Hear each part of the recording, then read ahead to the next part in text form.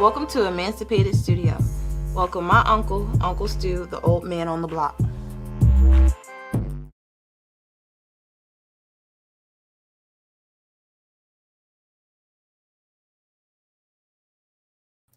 All right, there we go. Good evening, good evening, good evening. Normally, I would be coming to you and shouting everybody out in the chat and having a great time, and we are going to have a great time. But I needed everybody to understand that tonight is extremely serious. I called this together as the state of emergency because I believe that African American community right now is in a state of emergency. As of right now, the average African American male can't read above the third grade level. The average African American male is in certain positions economically and socially. And we need to really deal with that. I am aware of many of the things that has been taking place online, but I've also understood the many issues that has been taking place offline. I want to devote this first state of emergency to the lead attorney. The lead attorney has come onto YouTube, well educated, very charismatic, and one of the biggest things that the lead has done is he has said that he wanted older men to come out and to start a YouTube channel. And his main reason for his older people to start a YouTube channel is because, according to the lead, he saw that younger men needed our help. And so many of us, under the direction of the lead attorney, has done so. I want to say to the lead attorney, I want to thank you, sir, for all of the work that you have done and continue to do for the Black community. I want to thank you for all the education, for all the trials, for all the tribulations that you had to take to be where you are.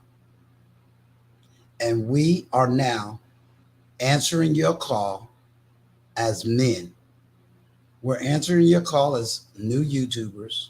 We're answering your call as helping you to do what you have desired to do from the very beginning. You asked us to bring in our professionalism, our understanding, our life experiences, and to help. So, to the lead attorney, we are devoting and dedicating the state of emergency address to you. And I think on behalf of all the men and yes, women who has come from under you, we salute you, sir. Thank you for all you have done. May the peace and blessings of God continue to go with you and strengthen you. But now we also recognize you cannot do it alone. So, ladies and gentlemen, I say to you, tonight it's going to be a conversation of the baby boomers, of Generation X, of millennials, and we even have, I believe, a possible Gen Z. We're going to have a deep conversation tonight. But one of the conversations that I'm going to tell you is that I always say, unless people see what grown men talk like and see what men talk like, that men don't have to curse each other out. We do not have to belittle each other, but we can have the spirited, intellectual conversation. Because, ladies and gentlemen, we have an emergency. We are on life support. I understand the singles argument. I get it, but we're not moving anywhere when we're just going back and forth. I did a poll, and according to my poll, 80% wants to be married. I then separated that poll between men and women, and the numbers was virtually the same. Many men want to be married. Many women want to be married.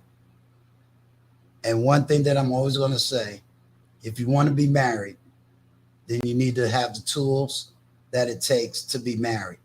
That's both men and women. But tonight, we're talking man talk. Help me, help you has always been my motto. I also know that although this is man talk, I also need the women too. I need you. I need your help. I need your support. I need you to now acknowledge that Uncle Stu's platform is answering the call for men. And what do I mean? We're answering the call to elevate some of those men that do need help. And we are here to help. But we also have a communication breakdown. And we're here to deal with that as well. So I'm asking for the women like the Mosaic with TJ Randolph and I am Courtney Michelle, Spitting Fire. Come get this commentary. Sister Georgette. I know in the back scene that all of y'all have supported me, and I am thankful to you. You have motivated me. You have made sure that people knew who I was on your community pages. You've let them know that there's a new voice. And I thank you.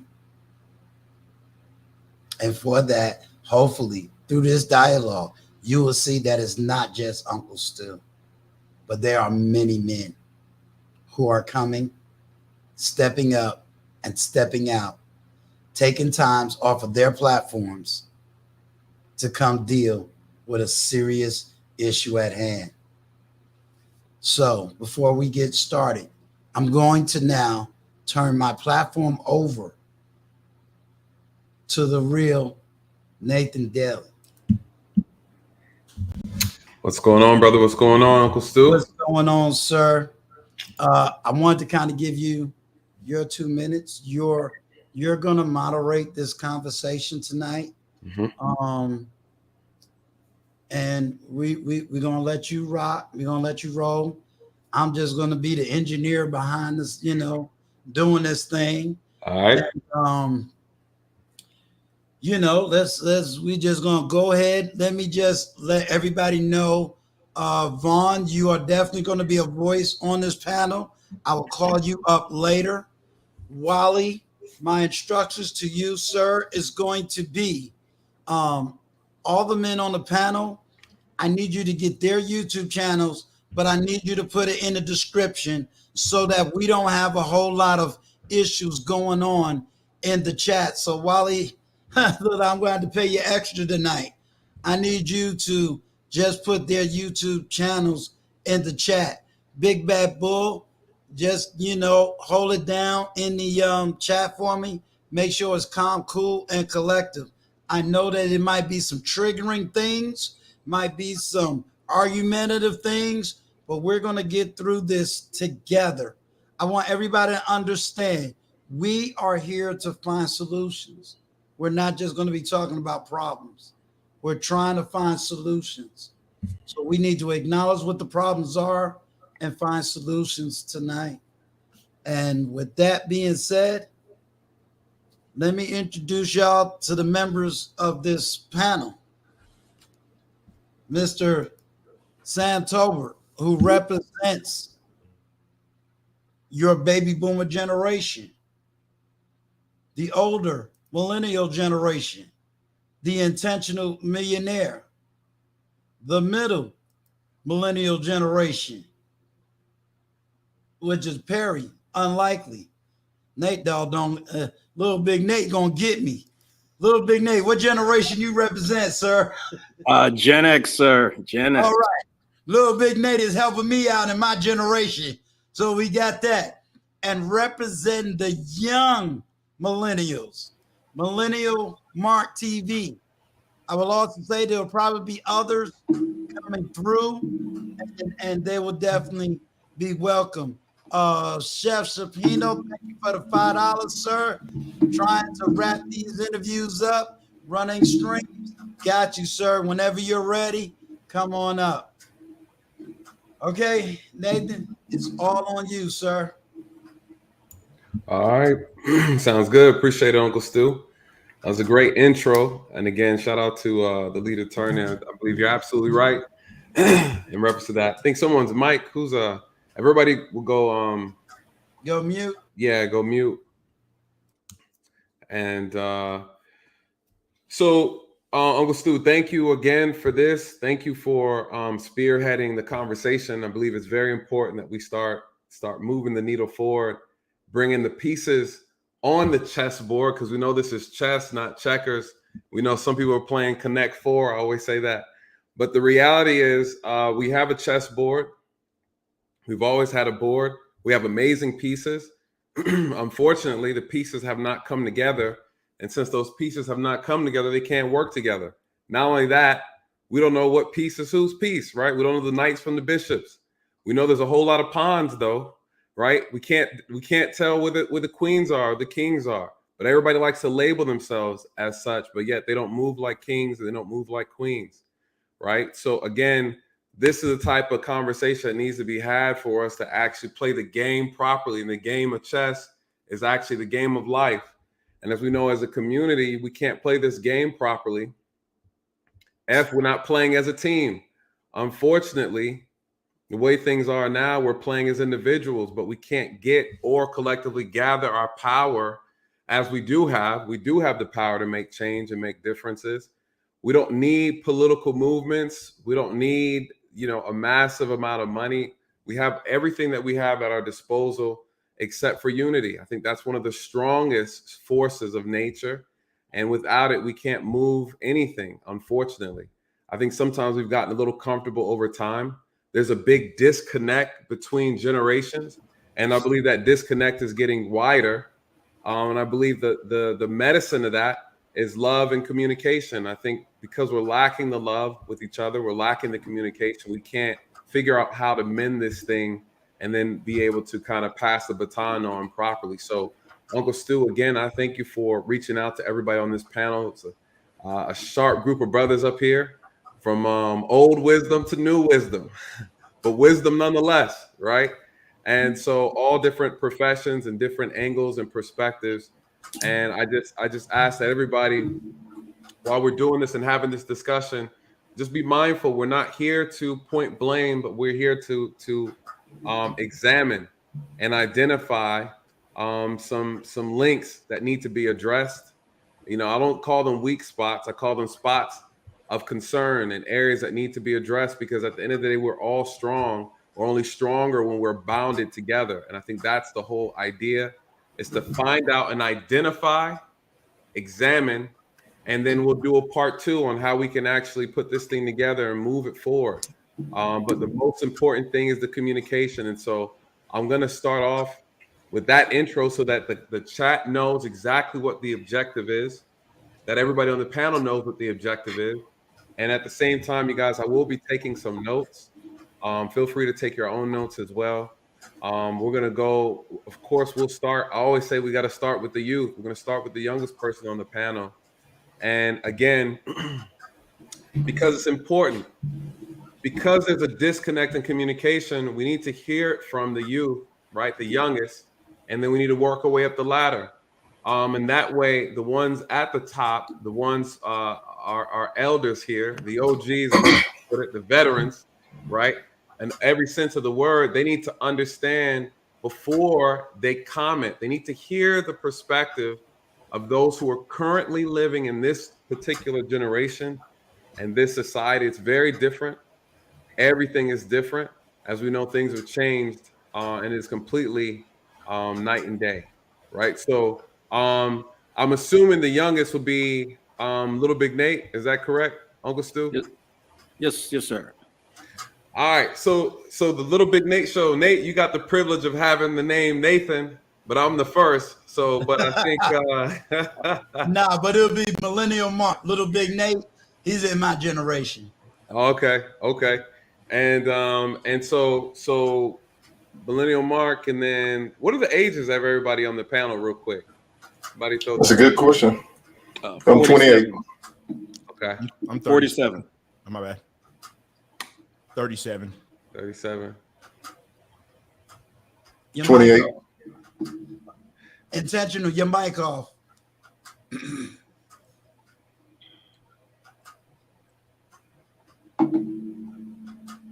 Show with your hand. Show with your hand. All right, there you go. I'm 43. First of all, y'all brothers age like wine, boy. God, give me something to look forward to.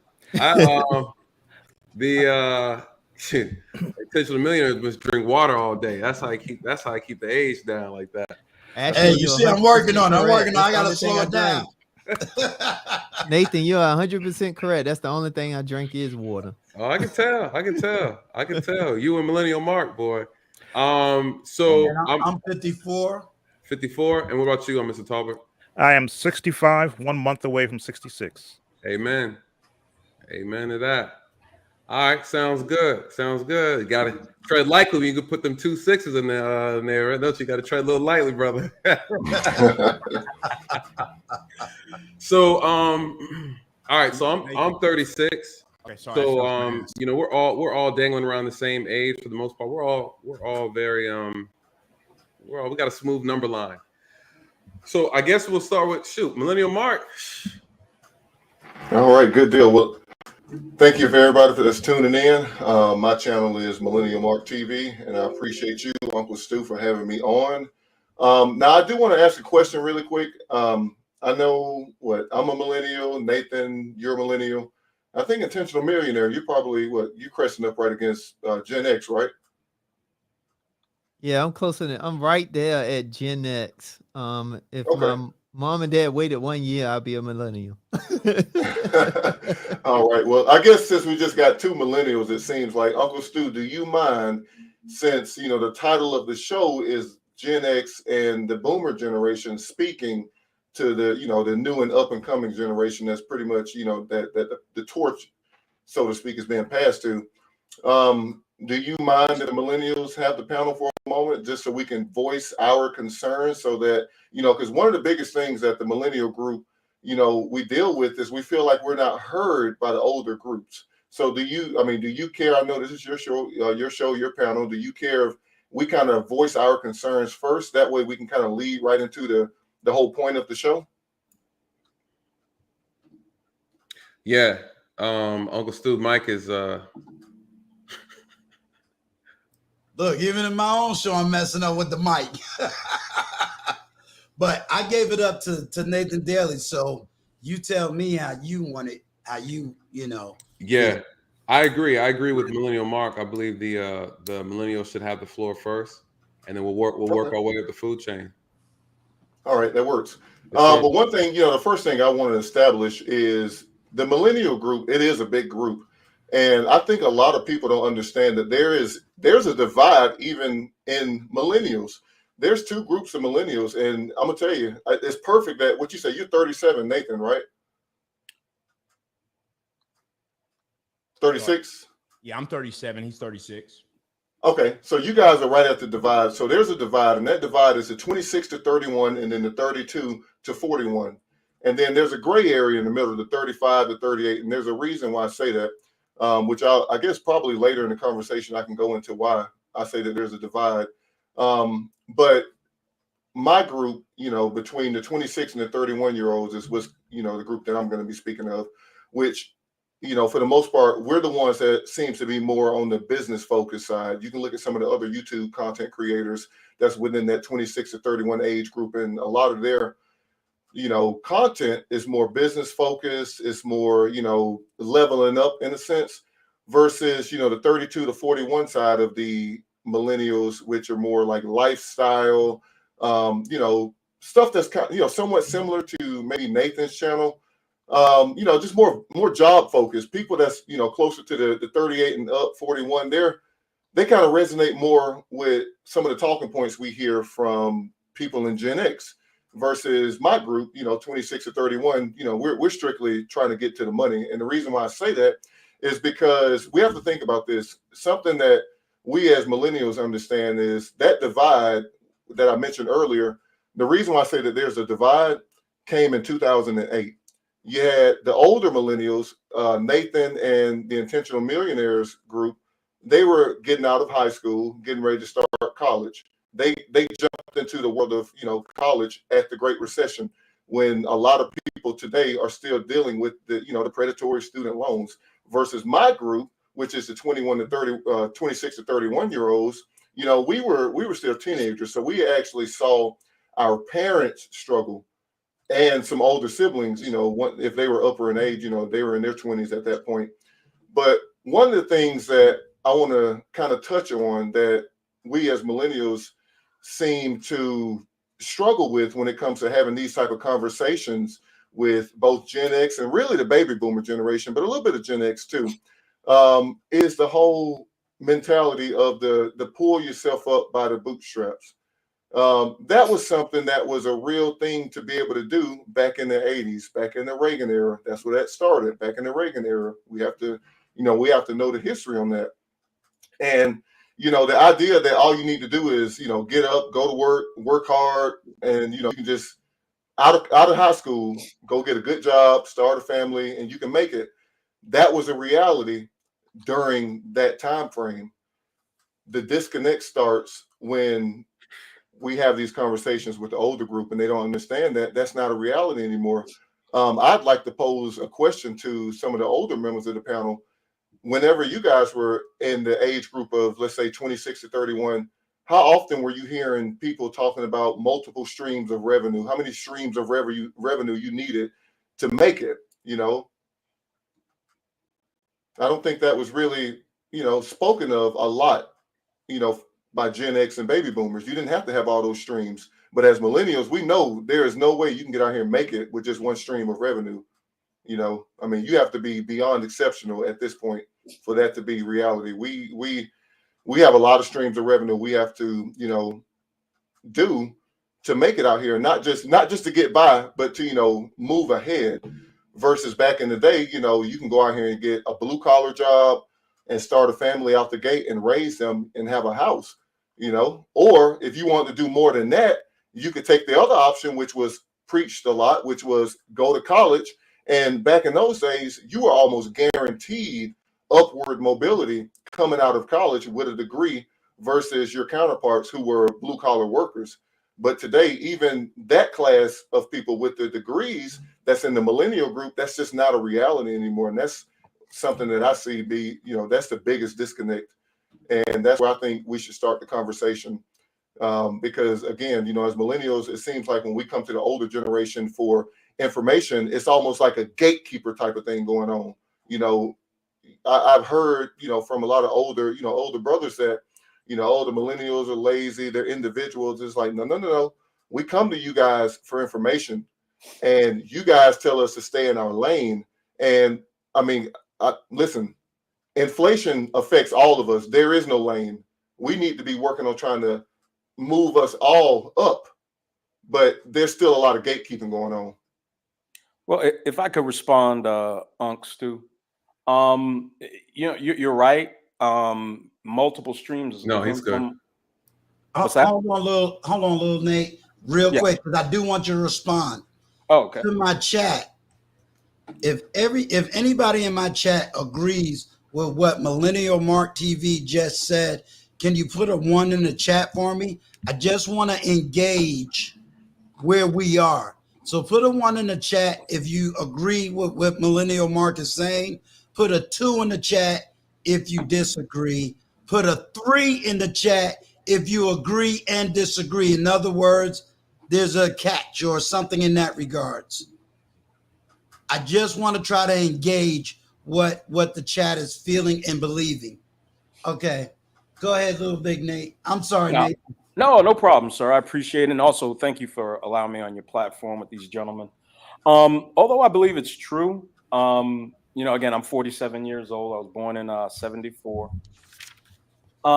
You do need multiple streams of income today to survive. However, with the advent of the internet, it's easier than ever to have more than one stream of income. Uncle Stu and myself, in order to write a book report, you either had to have the Encyclopedia Britannica in your house or you had to go to the library. Okay. Everything that you need to make money is on a $1,000 supercomputer that's in your pocket. Granted, Black men haven't done as good of a job as they should have of passing down information. But I'm a conservative, in case you all don't know. I'm pretty sure Uncle Stu knows. Yes. But I'm a conservative. I overwhelmingly vote Republican. And the philosophy of conservatives usually shy away from collectivist thinking, like we're all responsible for one another. And I know the Black community, having had our allegiance to the Democrats for the last 60 plus years, we tend to take on a lot of their ideology. We're all responsible for each other and things of that nature. I tend to push the idea that, we as individuals are responsible for our progeny, ultimately. I'm a single dad. I got custody of my children when they were 2 and 5.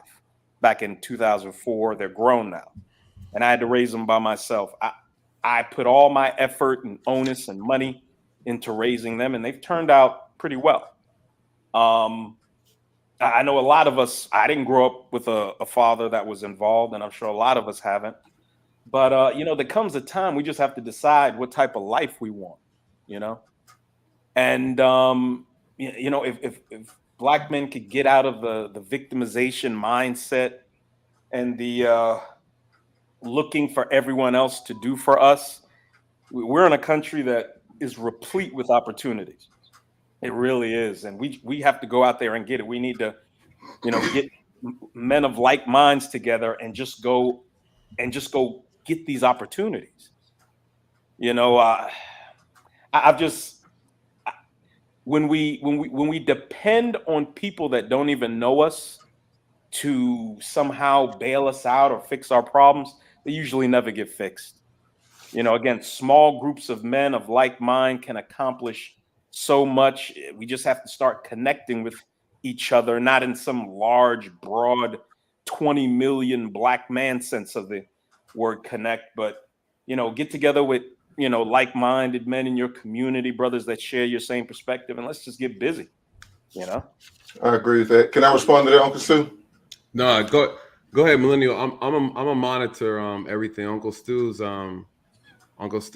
playing Watchmen. Like over there playing solitaire. Yeah. So go ahead, Millennial. Hey, you guys, I'm gonna moderate this panel, you guys. So FYI, Uncle Stu is he's playing quarterback. I'm playing coach. All right. Okay. Well, he's playing what I want to quarterback. Got you. One thing I want to kind of have the panel think about for a minute, because again, you know, what we see today as millennials is a lot different from what, you know, the Gen X saw growing up and even the baby boomers saw growing up. So one thing I want us to kind of think about and reflect on, and again, some of the older millennials can, you know, reflect a little bit more on this. You know, I was still fairly young, but let's think back to the early 2000s. You know, around that time, unions started going away.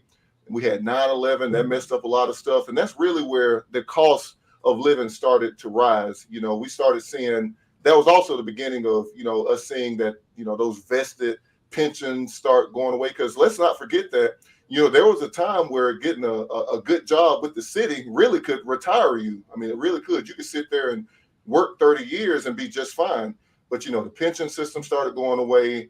It was replaced with the 401k system, which we have seen multiple times, both with the pandemic and in 2008, that is very unstable.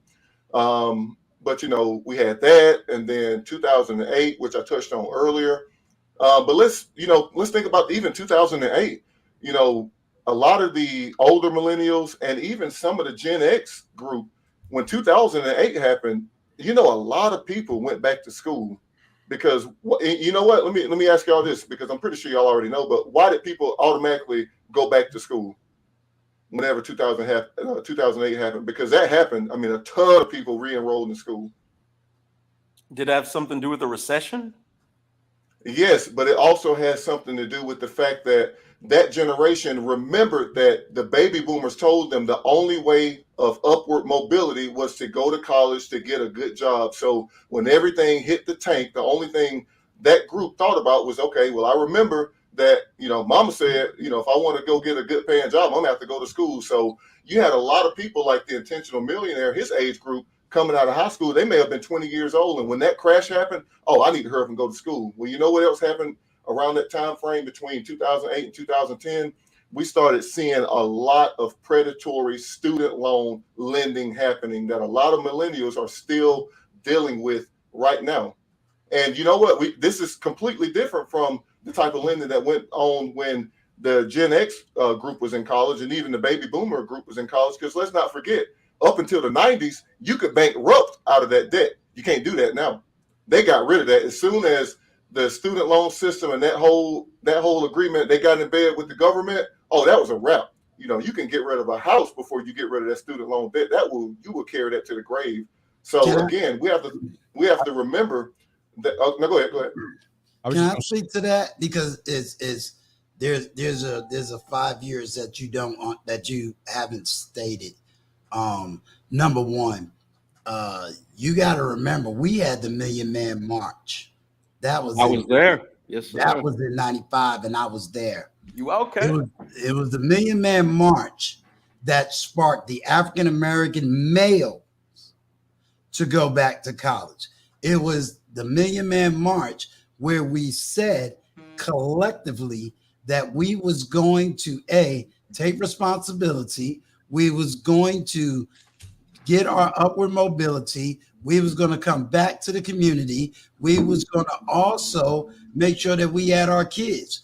It was this era or that time frame that we saw African American women going into corporate America. We saw African American women divesting from the community. This is when the overwhelming statements of we don't want no scrubs, we don't want the dusties, we don't want none of y'all.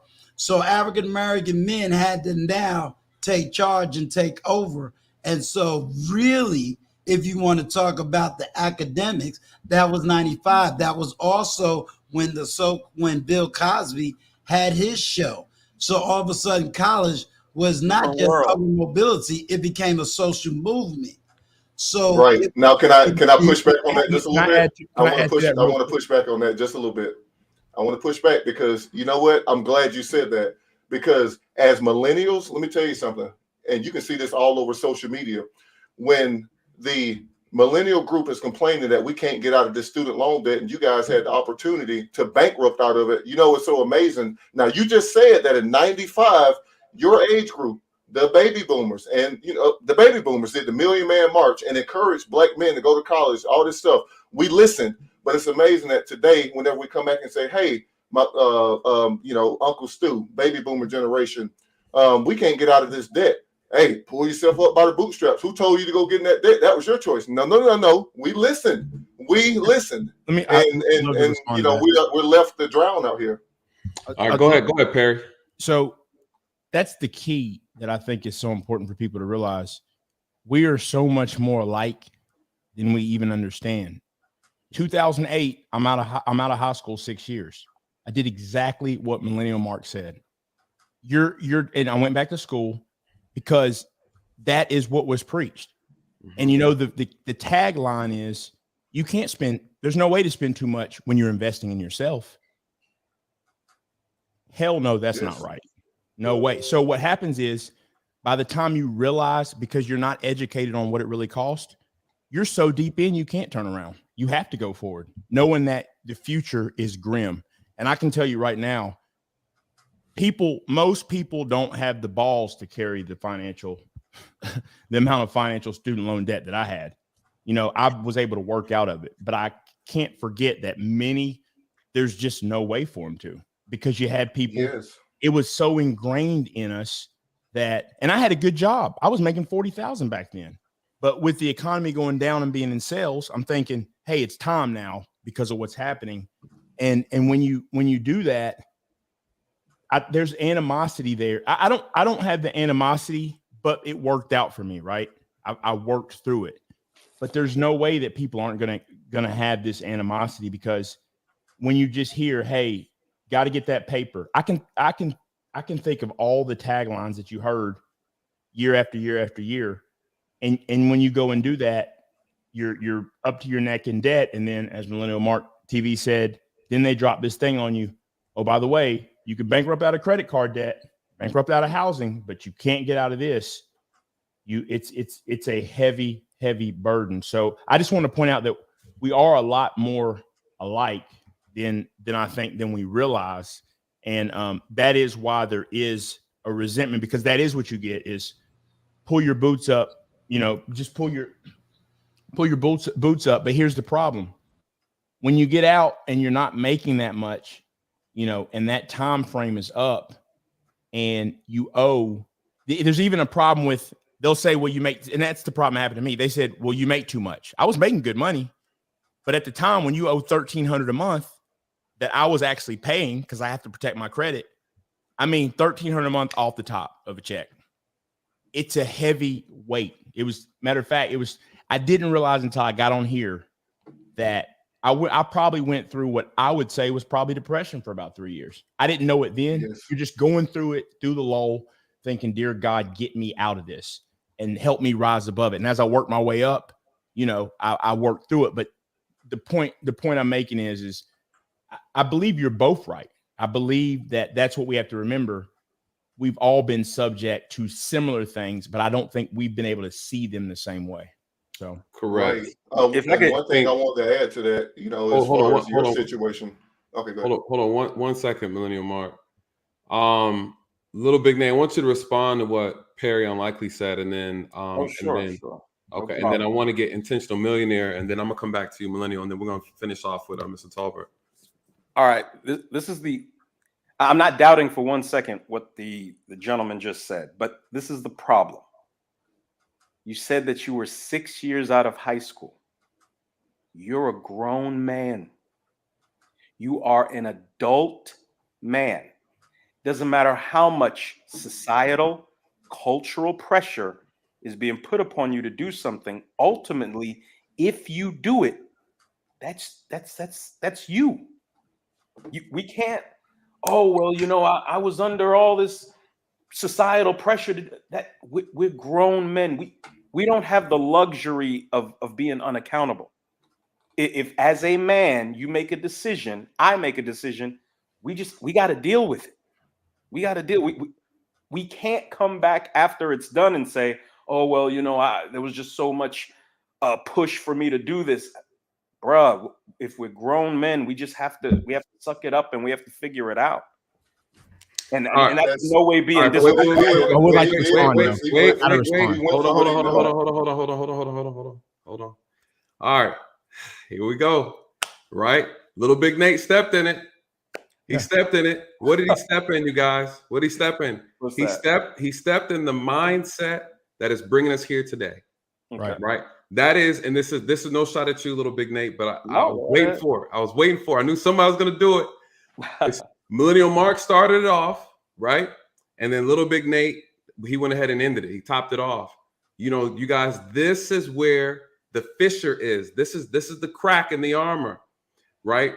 One side is saying, hey, you guys toughen up. You know, there's no excuses. Pull your boots up, right? Mine, you don't have soles in your boot. You might not have any shoestrings, right? Regardless, pull them up. Why did he say that though? He's coming from an era where that's all they had to do. There were no excuses. When you look at history and you see what was passed on to that generation, that's how you had to do it. There were no excuses.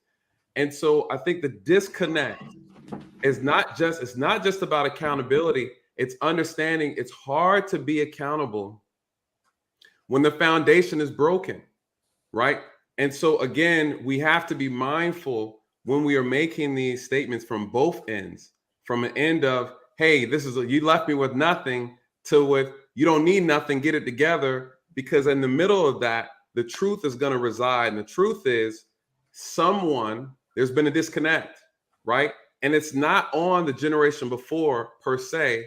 You guys, you have to remember there's one common enemy, right? There's one common enemy, and this whole thing has been orchestrated to create chaos in our community, and it's working, right? People smarter than us have sat back behind the scenes and orchestrated this year after year after year after year. And because collectively we're not as strong as other communities, we soak it all up, and it causes resentment and dysfunction.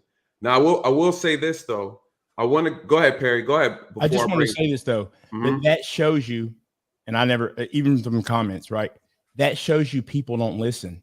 For the people on this panel that know me, know that this is not a problem for me. I'm the one who overcame it. Not blaming anyone. I don't care if you are a grown man. For me, who believes in the Bible, train up a child in the way they go. Raised very well. I did what I was taught to do. I also watched my mother bring us off of welfare. I watched her go back to school, right? She used to take us with her to school, 45 minutes each way, right? And my cousin would watch us in the gym.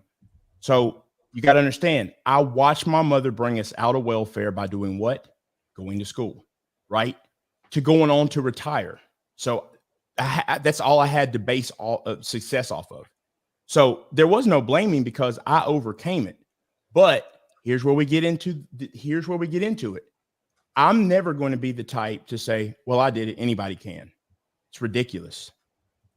I can't just say because I made it, everyone did. But my point is that shows you right there, people don't listen. The first thing people said is accountability.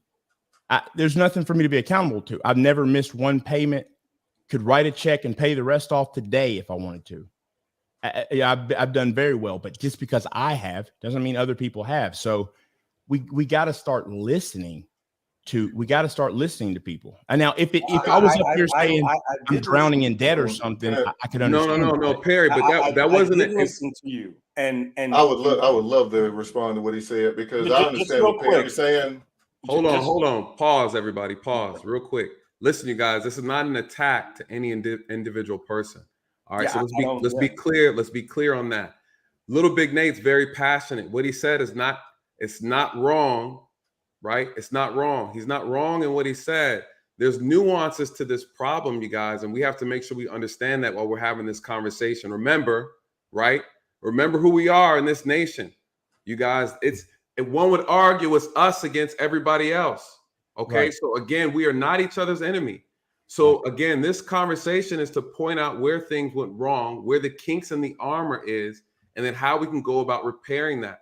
Because the same way little Big Nate feels, a lot of other men and women in his generation feel the same way. Right. Now, the same in the millennials. And moving forward, when we talk about the newest generation that's currently out, they feel the exact same way.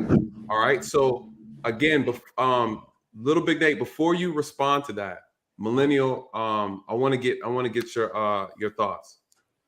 No, and I don't take it as a personal attack what he said, to Perry as well. But what I want Little Big Nate to understand is what Perry said. Here's the thing. So coming, having his parents, and I'm pretty sure my parents are, the baby boomers. We were only given two options: college, good job. So he did the good job. It's called going for what you know. Yes, he's a grown man, but it goes back to what he was taught as a young man that carries through his entire life. He went for what he knew. When you are backed into a corner, and you don't know what to do, you go for what you know. It's fight or flight. And flight wasn't an option. So the fight was to go back, get into debt, and then have to fight his way out of it. So that's what I was getting. I think you missed that point because you're actually agreeing and disagreeing at the same time. But yes, that was a personal decision that he made as a grown man, but he went for what he knew. He didn't know any different, because the one thing that we weren't taught by the baby boomer generation is to be a business class, a producing class of people. We were taught to be employees, worker bees, even going through and getting all that debt. We were still taught to do that. He went and got his good job that paid him good money. And when it all tanked, he went for what he knew based off what he was taught, even as a grown man. True. And then go ahead, Intentional Millionaire. But and wait 1 second, Intentional Millionaire, before you go. Here's the thing that we have to consider, you guys. The generation before only knows what the generation knows. That's almost like someone of this current generation blaming us now, millennials, for COVID, right? Look at how everybody's being pushed out of their homes. You can't plan for what you don't know and you don't understand and that you can't anticipate. So we have to make sure we take that in consideration, because though I agree with what you're saying, we're not incorporating how life evolves rapidly and how we are already on behind the 8 ball as a Black community, right? So we're already operating behind the 8 ball when these things are actually taking place, right? One would even argue that our economy hasn't even quite recovered since 2008. And it caught a lot of Black people off guard. We talked about this before. And so again, these aren't things that we can anticipate, you guys. None of us are Miss Cleo. We don't have the crystal ball, And so, Intentional Millionaire, I want you to pick up on your thoughts, and then let me get your thoughts just in general on what these two gentlemen have already stated. I think both generations are correct. So you could be correct in the same breath. But I think the key is, I think we got to really identify what the problem is and and have the conversation, and not necessarily talk about what wasn't passed down, but take the opportunity and the time to really look at that generation and see what areas that they did not have that we do have. And then take and identify, okay, so let's just say, for example, if my generation, we was taught to go to school, go to college. We wasn't taught business. So how can we pass down something that we wasn't necessarily taught? So I think instead of looking at and talking about that generation not passing that down, why not come in and say, well, they wasn't passed that down, they was taught education. So how can I marry up education and business mindset and then teach both to the next generation? Exactly. But we don't spend the time doing that. We spend more time talking about what the other generation didn't have. And I think that takes us out the mindset to be creative so we can tie all the generations together as a collective whole. So I think that, both is right, but I still think ultimately I agree with Big Nate, because for any generation, at some point, you're still going to have to cut yourself open and start patching your own individual holes. That doesn't matter in a generation. Because why is that important? Because regardless of business, regardless of education, regardless of debt, you got to have the mental state to be able to fight in the world. And if you don't cut yourself open and start identifying some of those holes you have as an individual, none of that other stuff is going to matter, because at some point it's going to start to falter or fall apart. Or you can go too far down the rabbit hole before you identify, and it may be harder for you to get back to where you can start seeing the light. What do I mean? If you think about what Perry just stated, he stated that when he was in the fight of it, it took 3 years later for him to identify he had some level of depression. So I think when you really look at it, I think both is both is actually going on at the same time. I don't think no one generation should be at fault, because ultimately, like you stated, Nathan, the generations had to work in whatever they had in front of them. And if the opportunity wasn't there, then you can't fault them for an opportunity or a device or a system or whatever the case may be that they just wasn't aware of. They kind of found out about it at the latter part of that generation, whatever the case may be. Because you got to think about one thing Millennial Mark talked about. You got the millennials, but it's two separations in the millennium generation. So that right there shows that what we got to do is we got to identify those things and then have the conversations about how we can help each other. But I think the key is, though, for any generation, you got to come to this situation in the table and try to seek understanding, and not try to always give responses based off of how your generation responded, especially if you're not taking the time to understand what the younger generation is actually going through, and then what is going on in their surroundings that can affect how they would respond if they was like you. So sometimes you got to pull yourself out of it and then take the bird's eye view and look at what's going on. Flawlessly said. Flawlessly said. And I'll let me add this, because let me bring some context to that as well. I think the generation before us has to act like a parent to a child, right? And I think what I mean by that is saying that, unfortunately, the burden falls on the generation before us, right? As a teacher of knowledge, a teacher of wisdom.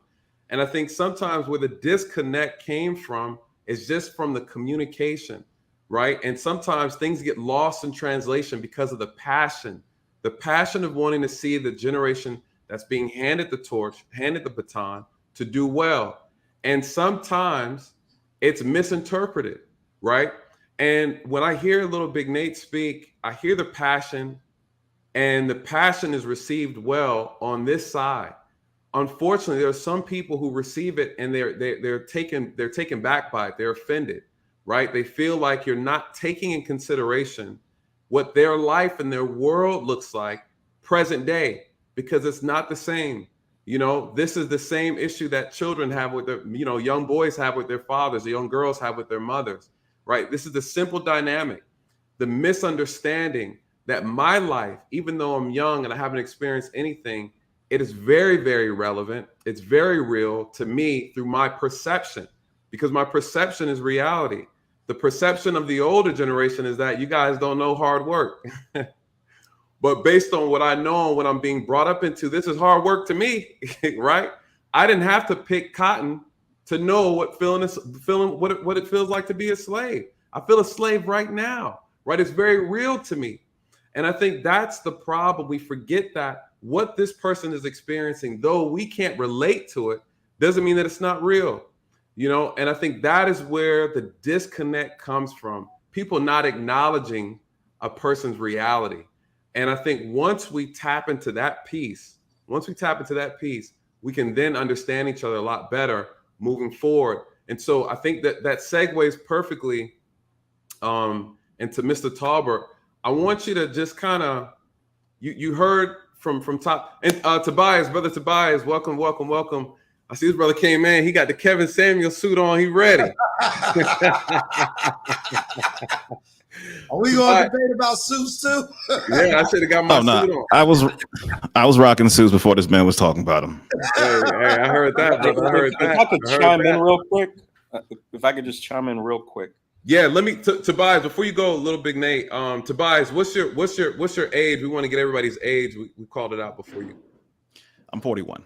41? All right, perfect. So we know where to put you in line. I'm gonna let you speak next, Little Big Nate. I'm gonna let you go.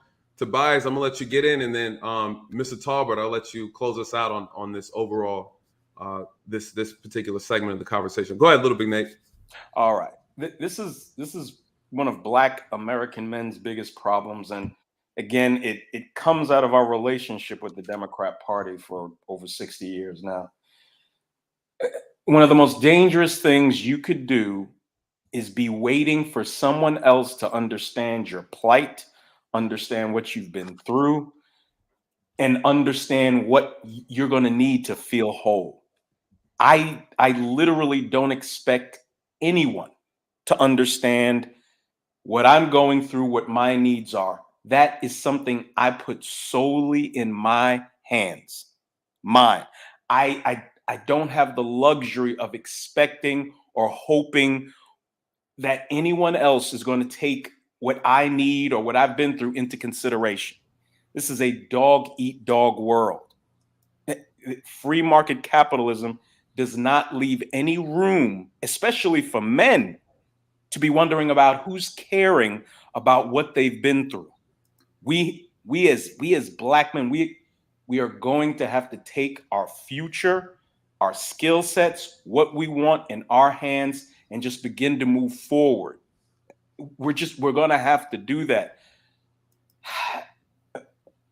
Uncle Stu, I can't worry about how Uncle Stu might treat my grandson when my son or daughter has a son. I have to be there to help my son and help my daughter with their children. Uncle Stu and how he feels about my grandson and what he eventually may go through or grow up to be, that's not Uncle Stu's responsibility. It's mine and my son's, because that's his son, or my daughter because that's her son. No, Kevin, you brought up Kevin Samuels. Kevin Samuels says the world does not care about your mishaps, your deficiencies, what you need. They don't. The world only cares about what you have to offer it. So my opinion is let's set aside who didn't do what. Dog, we could have this conversation for the next 100 years. I personally just want to move forward. You know, how do we get a hold of the money that's in IT? People darker than us come to this country, and within a generation are building dynasties.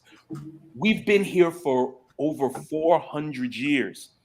And there was a time right out of slavery, we built over 130 settlements across the South and the West, thriving hubs of economic activity. Those men did not sit around saying, oh, well, you know, people don't understand what I've been through. They got busy. They married, they got busy. We've all heard the stats. Black people used to have an 80% marriage rate after slavery, up until the 1950s.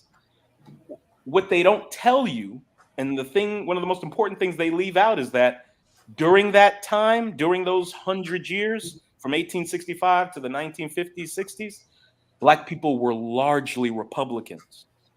We were conservative in our values. We believed in ownership. Black men filed patents, several patents for things that we built, we created. We had stuff stolen from us, the cotton gin, for God's sakes.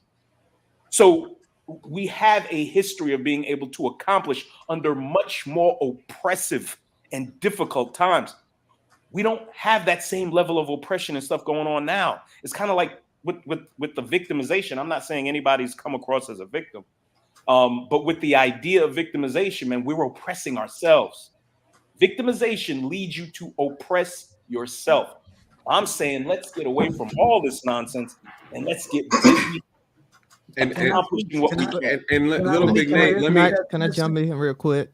go ahead. I don't think nobody is saying that you want people to stand around and wait and coddle.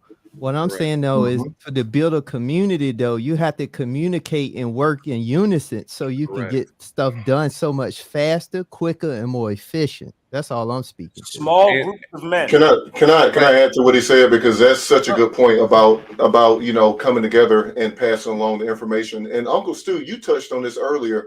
Let me give y'all something to think about. Because Uncle Stu, you said it's easier than ever now because we have the internet, correct? So the older generation thinks it's so much easier because we have the internet. Let me pose a question to you, Uncle Stu. Before the internet, all of the information was locked up where? The library. That was a physical location that you could go to. And if you didn't know where to find the information, you could go to that front desk and ask, hey, librarian, where can I find a book about, I don't know, real estate? Okay, so she would direct you to it. I want you to think about something. That library being a physical location, you know how to get there. The internet is vast. Okay, the internet would be like saying, oh, just go on the internet. Okay, so go to the whole world. All right, cool. So I'm in the whole world. Now I still need somebody to direct me to where to go from there.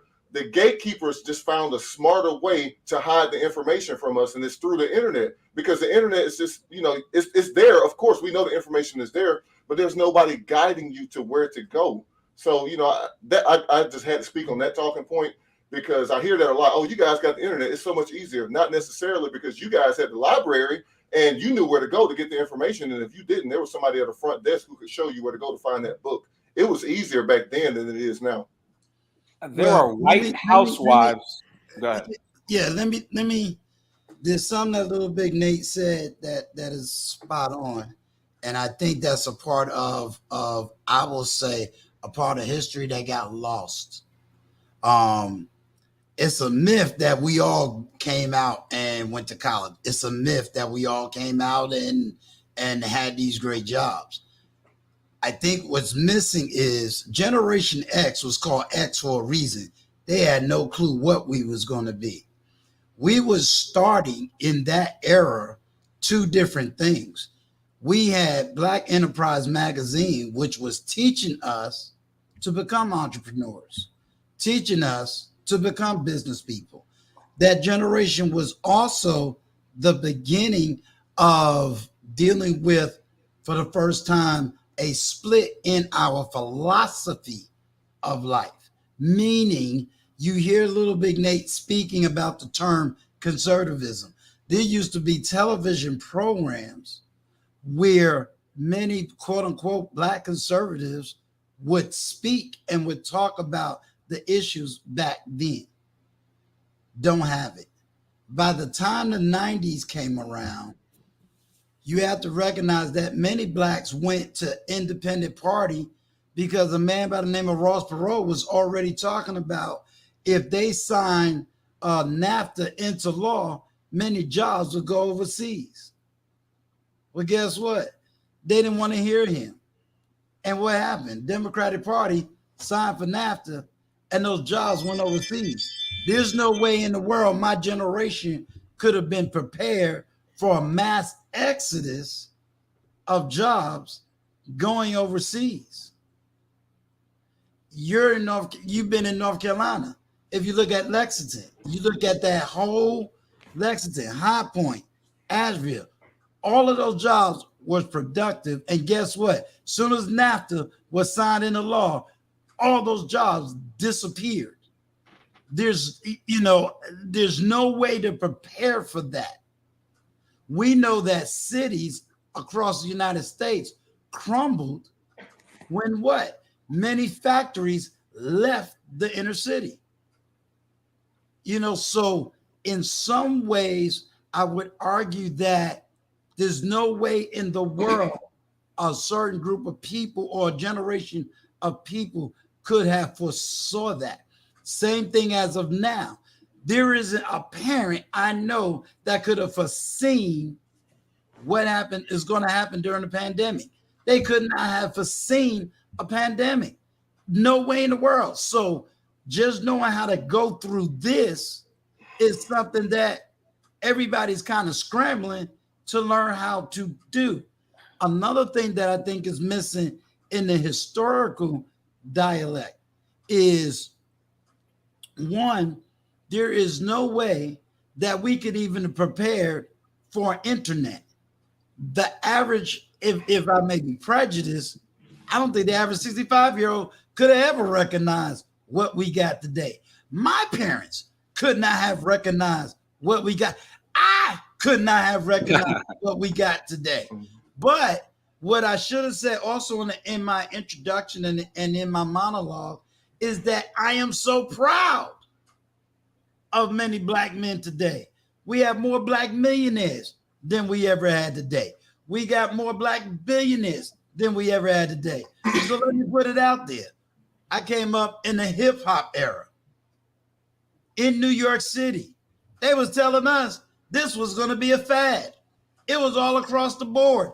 It's a fad. It's not going anywhere. It ain't doing anything. Why y'all spinning on your heads and scratching records and got the turntables hooked up to the light poles? Guess what? Hip hop not only resurrected the 50s, the 60s, 70s, it was the only music that not only put together rock and jazz and blues, it resurrected people's careers that was gone. It also did something that none of us could have predicted. It pushed a whole generation of people into opportunities they never would have expected, the music business. Now, with that genre and with that situation, it became not only the only group that took that music and made it international, but they also began to learn the business where they're billionaires, they're millionaires. So I don't want that to be dismissed in the fact that you got more success today. I don't think Mr. Tolbert or myself or Little Big Nate would say there hasn't been a progress. So I'm even going to acknowledge the progress, but I'm struggling because there's facts that's not part of history. One of the commenters said, your generation was raised by the baby boomers. We ain't had Mr. Tolbert speak yet. But Yeah. Uncle Stu, I don't want to move too far away from something you said that was really important, because I want you to think about something. So you said, because we was getting way past it, you were saying how the baby boomers couldn't have foreseen a lot of the stuff as far as like those factories and those jobs that went away in the 90s whenever, Right. They started. Okay, so I want you to think about something. Keep this in mind. Keep this in mind. I'm just going to say it. The baby boomers were rocked to sleep. And when I say that, this is what happened. You guys were so comfortable because of all the hard work that the silent generation did that you guys missed the whole point that generation, they had businesses. There was no go get a job or go to college. It was get a job or be a productive member of the community in business. Okay. So because the silent generation marched and they worked so hard to make sure that you guys had opportunities that they didn't get to have, that rocked you guys to sleep. And so that's why you guys missed that stuff. And I don't blame the baby boomer generation for that. You have to look at what was going on during the 60s. What was it? The thing that Lyndon B. Johnson signed into place that made a lot of this stuff, achievable to our people, that also made your group very, very I mean, they were asleep. They were rocked to sleep, and that's why you guys really. I tell you what, the silent generation seen the crack thing coming a mile away. They seen it Okay, coming a mile away. let me say this. I wasn't born in the 60s. I was born in the late 60s. I'm Generation X. You keep saying things that's happening in the 60s. Okay. I'm Generation X. I'm not. I wasn't in Mr. Tolbert's generation. I can't speak to what the heck they did. Well, no, I'm just saying they should have seen that coming. They were. What I'm saying was that generation, and I don't blame them for that. But that generation was rocked to sleep. Pause 1 second. Pause 1 second. And we're going to get Mr. Talbert up. There's a reason why he's going last, you guys. There's a reason why. He's the oldest. He's a baby boomer, and he has some insight. And I want everyone to speak on the panel so he can cover the information properly, guys. So please, in the chat, please hang tight. You guys, we cannot forget. We cannot forget. He's writing everything down, you guys. So just hang tight. He's coming up. We can't forget that what was, we got to remember what our community was going through, you guys. We weren't treated like regular citizens, right? So you have to remember there was an oppression that was taking place, very active. We have to all keep that in mind when we're having this conversation from generations and generations ago. You're talking about Jim Crow to black codes, right? We're talking about an onslaught of anti-black protesters, the Ku Klux Klan. You guys, this wasn't a walk in the park for the last 2 generations. Let's be real. Okay, so let's be real. And this is the problem when we start talking about these things. Little Big Nate brought it up. He said we got to stop blaming people and doing that. I agree. He didn't say anything wrong, but there has to be a consideration of unity and bringing everybody to the same page the best that we can. There's a big disconnect.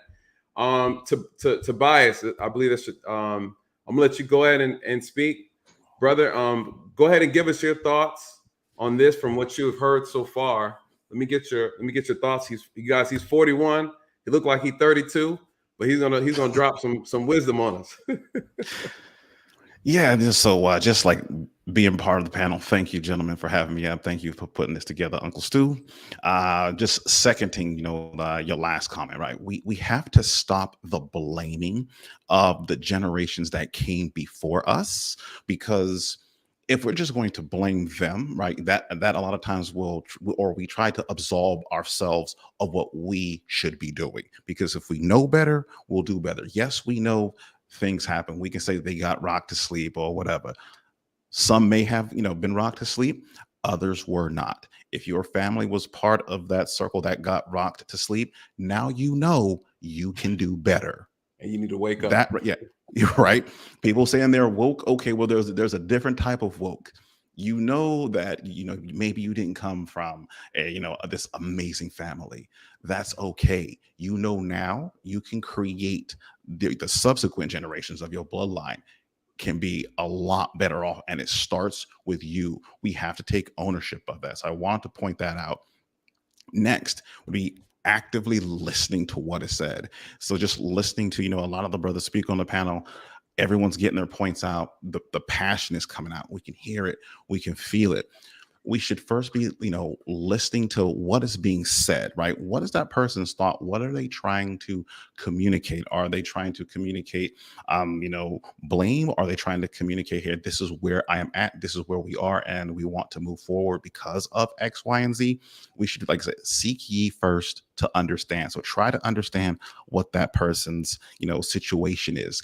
Can we put ourselves in their shoes? Just listen to what is saying or what is being said.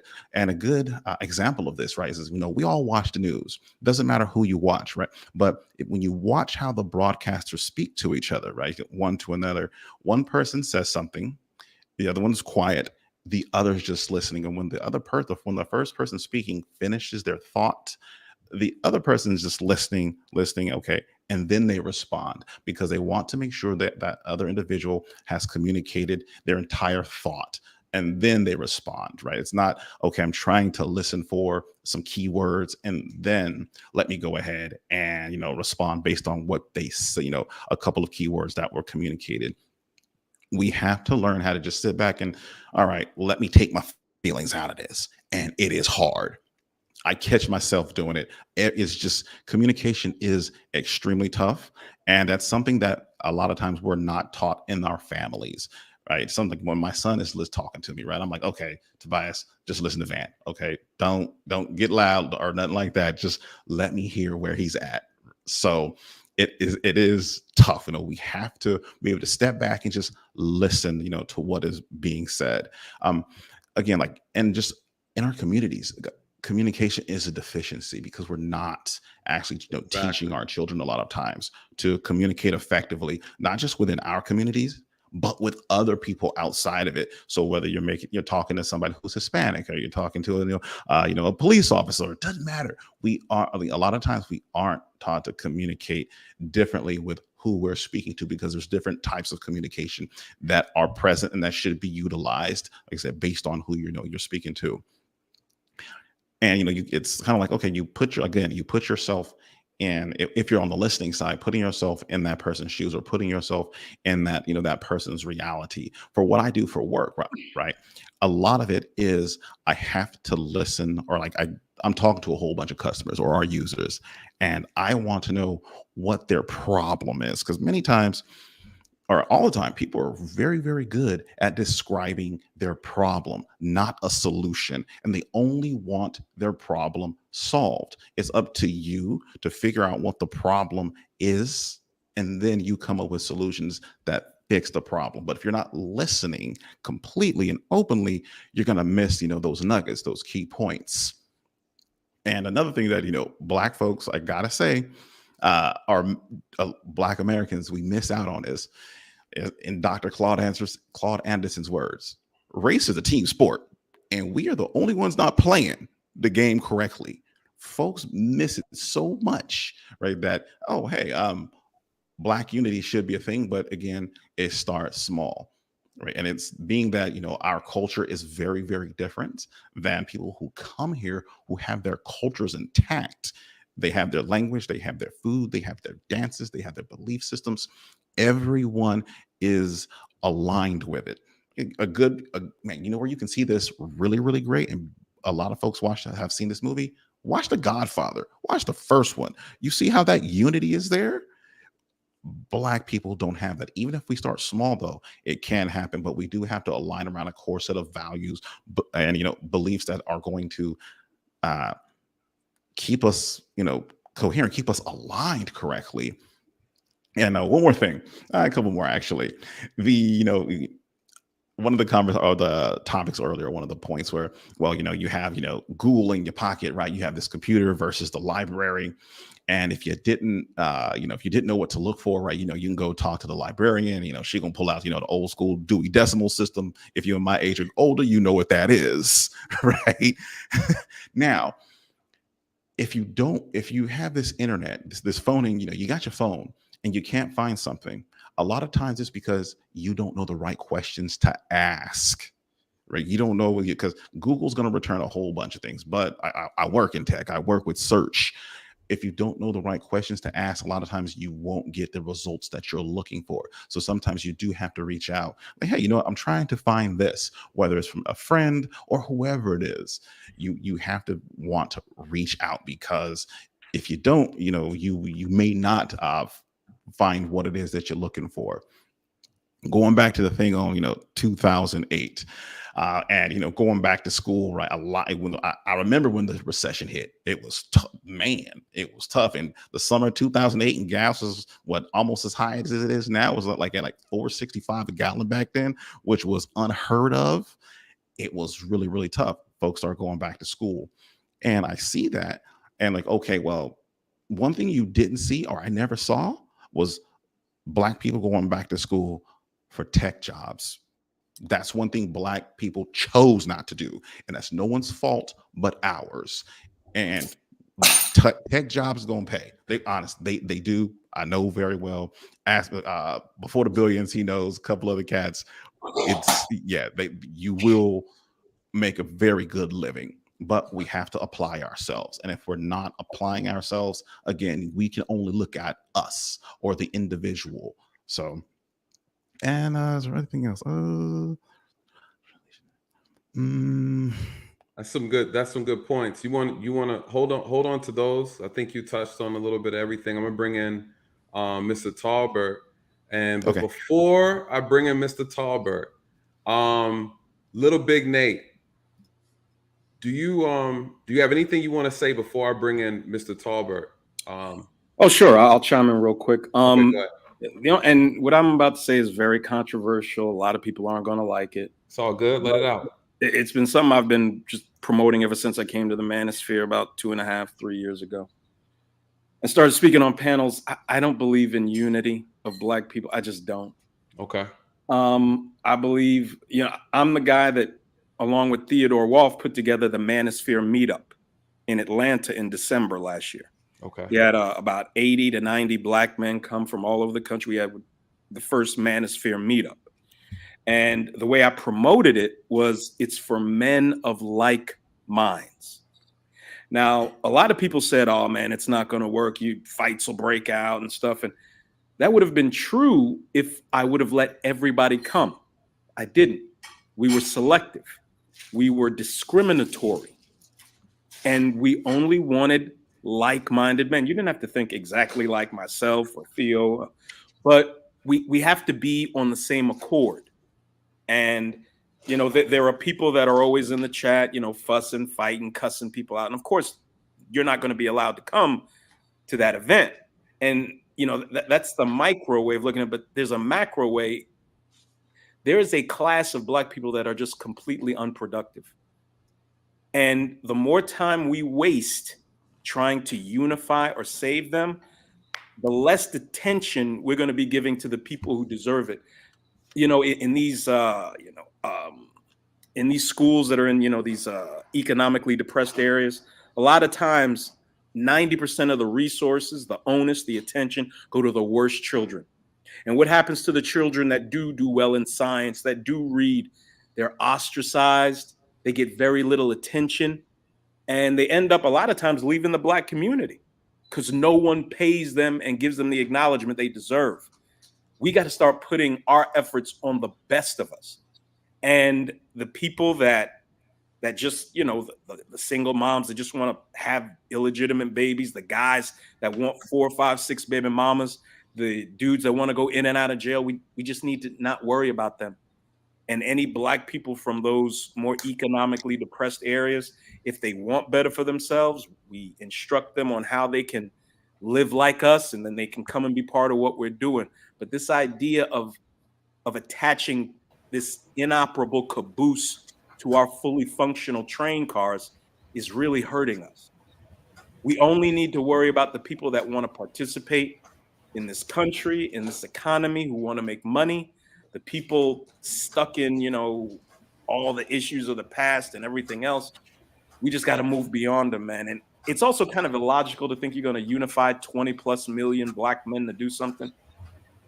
The idea of the like-minded man, I think, is something that, can really help us move the class of Black people that want to move forward. Yes.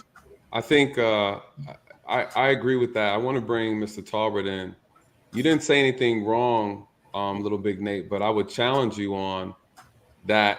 Again, Tobias said something very clear. Dr. Claude Anderson's also very clear on it. I'm in agreement as well because I work with Black people for many, many years, and I understand the mindset.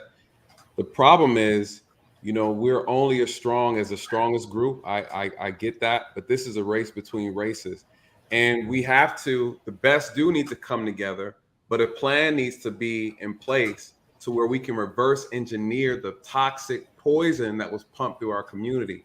The psychological damage that's created, it is up to the best, the ones who are awake, right? One would say the ones who are woke.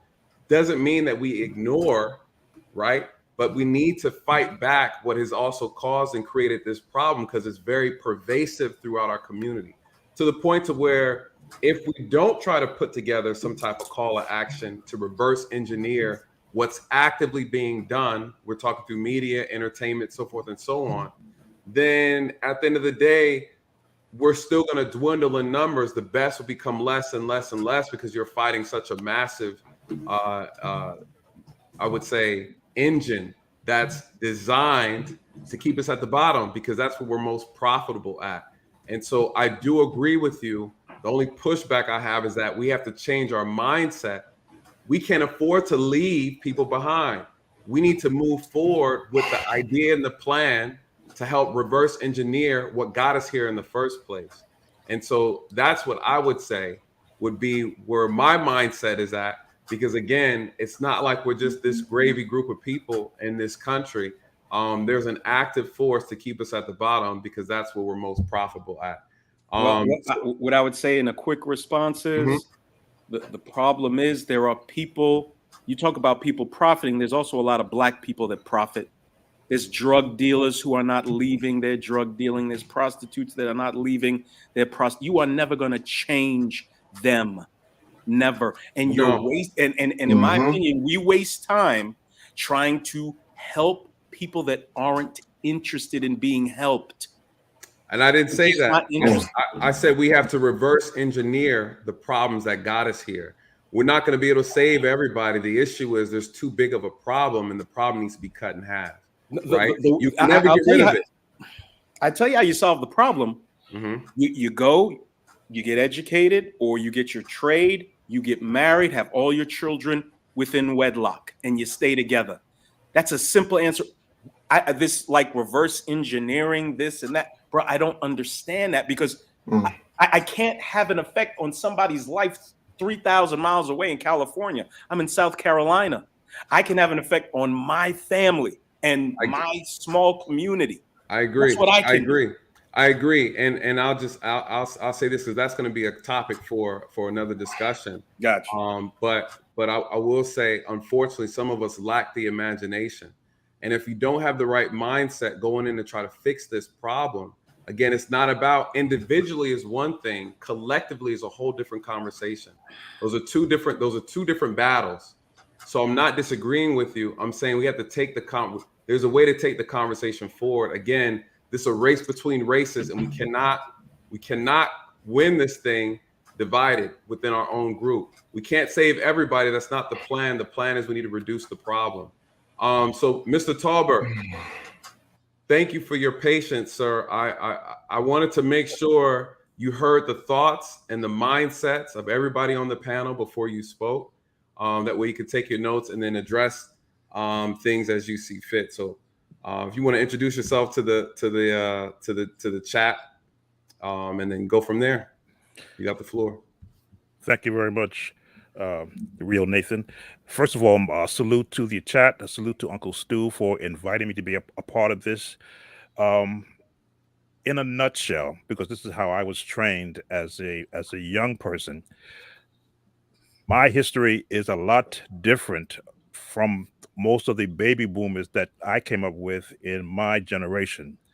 Back in my day, no way could two parents have sent 8 children to college.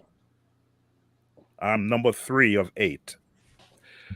I was the one that watched the oldest get chastised, the second one get chastised, and I kept quiet because I didn't want to get chastised.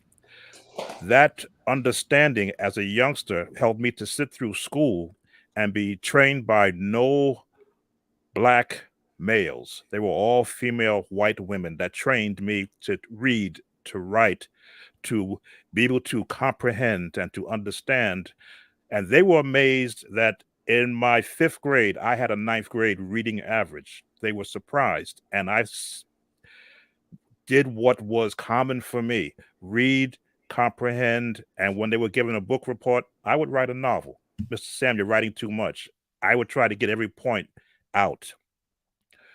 As I got older and was able to skip a grade in high school, the guidance counselors at that time said, "You're best suited for a job in the service industry, maybe the post office." That did not resonate with me. Number one, my father was a Black owner of a business. He had a radio and TV repair business, and he made sure out of the 4 sons who were there, we all went to work with him and learned how he worked. Now, I often said we should have been the original Crazy Eddie. For those who don't know Crazy Eddie, back in the day, they had franchise stores all over the area. but we were all different in how we approach things. But I was the only one who gravitated to learning, getting an understanding. I could, back in that day at 9 years old, go out and test tubes and TV sets. And he took me outside to learn how to put tubes into flat tires, took me out to change oil, drop transmissions. These are the things from my perspective as a young Black child.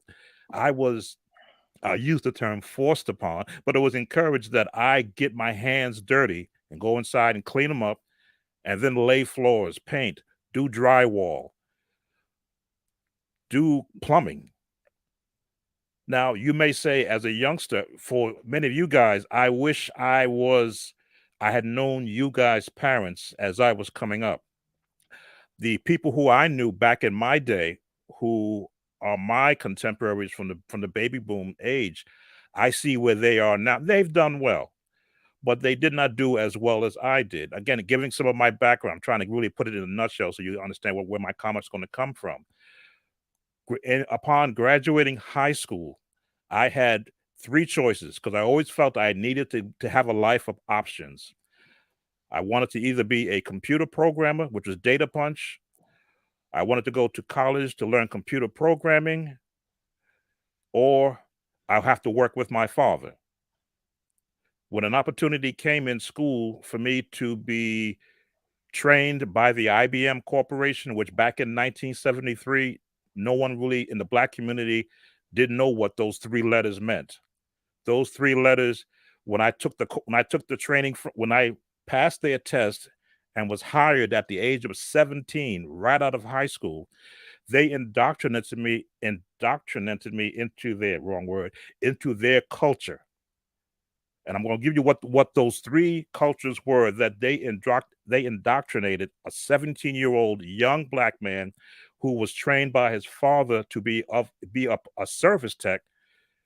They were respect for the individual was always number one. You respect that person that is in front of you, no matter what station in life they're in, no matter how they react to you, you respect them because they're an individual. The next one was pursuit of excellence, which means whatever you're going after, learn that trade, learn that skill, learn that understanding, and then pursue that to be the best at what you're doing. And final, be the best in your profession as a customer. And that time was a customer service tech. So those were indoctrinated to me as a young man with no Black male encouragement. I think in my graduating class in 1973, there were two of us who were African American out of the 120 hirees at that time. So you have to imagine a 17-year-old Sam, 5'6.5", wearing a suit because they required we wear suits, walking into an industry that has never seen a Black service tech before. I always felt I had to represent first my race, because that's the face they see coming through the door, then the company, because they're going to want to know who sent you, and then perform to the best of my ability so that the race looks good, the company looks good, and the customer feels that they got the best version of a service tech. These are the skills I've wanted to pass on to those of my generation that I knew, my baby boomer compadres, who only saw me as, hey, he's Sam, he works for IBM, he thinks he's this, he thinks he's that. And I would always question, why don't those who look like me want to hear that I can help them with these skills that I'm being taught? I didn't go to college. I wish I had the opportunity to go, because there are more skills that I would have had that I would have been able to pass on. So I can hear Little Big Nate and Perry and Millennial talking about, well, the baby boomers let us down. I wish I knew your parents. I wish I did, because the people of my generation that I spoke to, and I said, look, this is what I'm seeing in IBM. I'm seeing when they were pushing young girls to go to be secretaries, I saw innovation coming that's going to take away their jobs. I saw it. I participated as a service tech in some of that equipment. So I said, don't go to school to learn to be a secretary. We're putting out equipment in the next 5 years that's going to take your job away. Innovation, they had products that were designed to reduce headcount so that the corporations could make more money. Because I could see that from my standpoint, from what I can get through out of meetings and in what they would allow us to know. I wanted to be able to say, you need to become this, you need to become that, you need to go work in that industry. Why? Because I walk in those doors, I see who's there. Maybe I'm not going to be hired by a law firm, but I see that they are hiring this type of person to reach this type of goal because I'm the one fixing the machines and looking at what they're using it for. I wish I could go back in time and be more forceful in what I saw so that you guys would not have to have the experiences that you've had. Now, as a youngster, as a young serviceman, as a young what we call IBMer, because we consider ourselves, getting all choked up because to hear you guys pour out of your hearts what you've gone through, I can only sit here and go, wow, these are the guys I wanted to be able to have helped while they were making choices, because the options that I had were not going to be there for them. This internet phenomenon, I knew about it back in my 80s days of IBM because we built the equipment that made it possible. I got to hear from the programmers who were saying, oh, Bluetooth is coming. We're like, well, what's Bluetooth? I knew about Bluetooth in 1983. Now we use it on our headphones. We use it with our devices, but I knew about it back then. I knew the first PCs where my company designed them. I knew about that. I said, I can't afford a $6,000 PC, but I said, I'm glad I can know that it's coming so that I know that I have to be prepared when my children grow up, that I can give them an opportunity to invest in it, myself invest in one and get them started. And then, of course, here we are. I'm watching myself with you guys talking. I knew about this phenomenon back before it was even made known. So I guess what I'm trying to say, and I'm trying to bring this in, I hear what you guys are saying because I've been trained to listen first, then decipher where can I help in resolving an issue. And as I had said with Uncle Stu, when he first invited me to be on this, I says, I understand there's going to be lights turned on people's emotional states. But I said, I've always been a problem solver. I'm the guy they called when it didn't work and no one could fix it. It was, well, let's bring Sam in because he'll figure it out. And I took that as a challenge. What's the problem? How should it work, first of all? And then what can I do to make it work better? So probably the best thing I can end this, because I don't want to take up too much time, is as you gentlemen can identify what can happen today, because the past can't fix what the issues are of today. But to know what today's issues are, we can at least see what can we put together so that we can start, as Uncle Stu would say, start the ball rolling, at least stop the ball from rolling backwards and then start it rolling forward so that we can all see progress and change. And with that, I will. Exactly. Mr. Tolber, I think what you said was very, very, very well said. And I think you brought up a couple of things before I shift the direction to the conversation. I will say a couple of things you pointed out, which I want us to all consider. Mr. Tolbert specifically talked about family. He talked about having that structure of family. He was able to pass on information. He was able to educate, influence. Going back to what Little Big Nate said, he had control over his unit. He had control over everything that was closest to him. And I agree with that. I think that's very vital. That's very important. Here's the problem and the disconnect. Question, Nate. Yes, sir. I got a question. He said something that really resonated with me. And that's something that has to be reversed.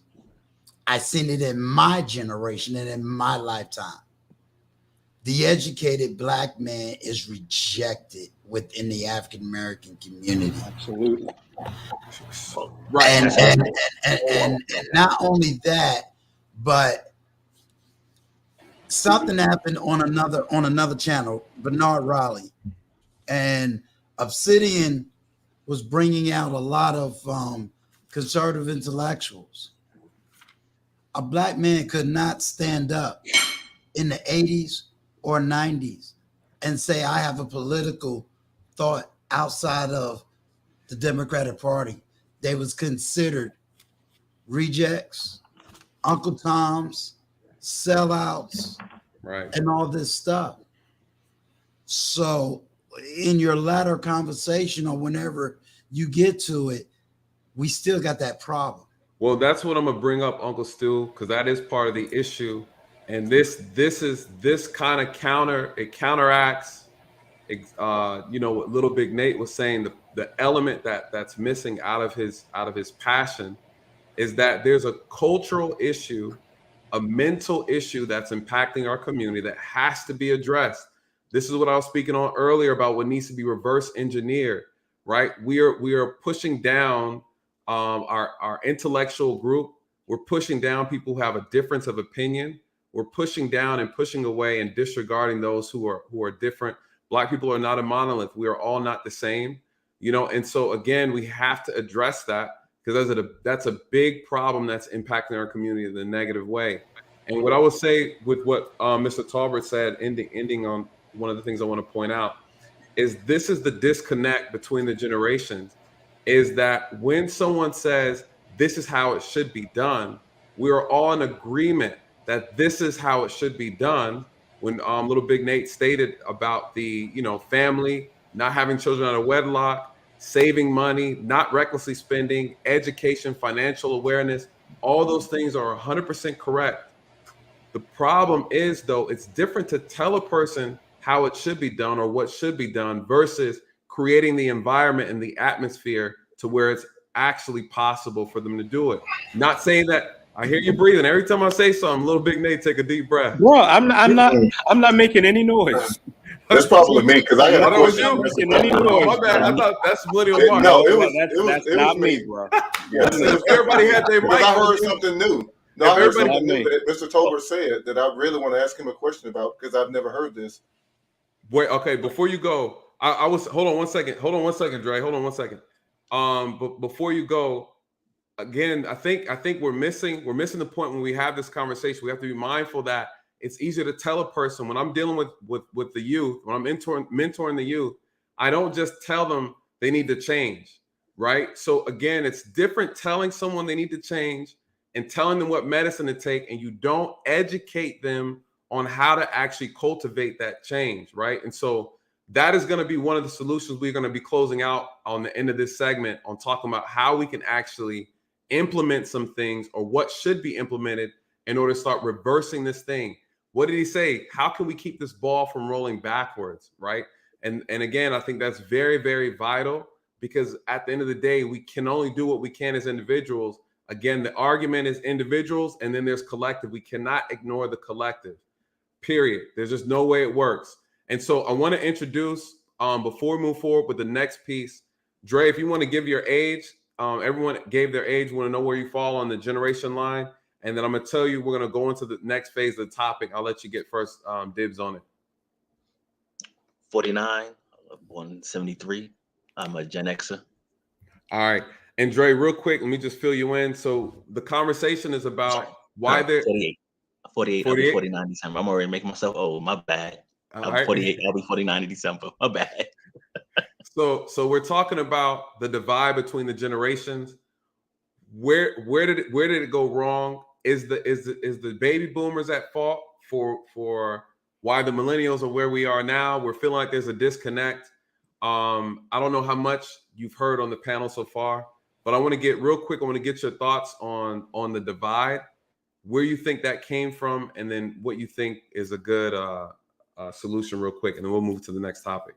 Well, I'm gonna tell you, it started with the baby boomers, because when the baby boomers were going to college, they was paying for a semester like $300, $400 a semester, and they weren't paying back their student loans.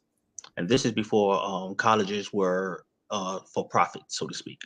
Okay, so baby boomers weren't paying back their loans. Why? Because a lot of them were sent off to war.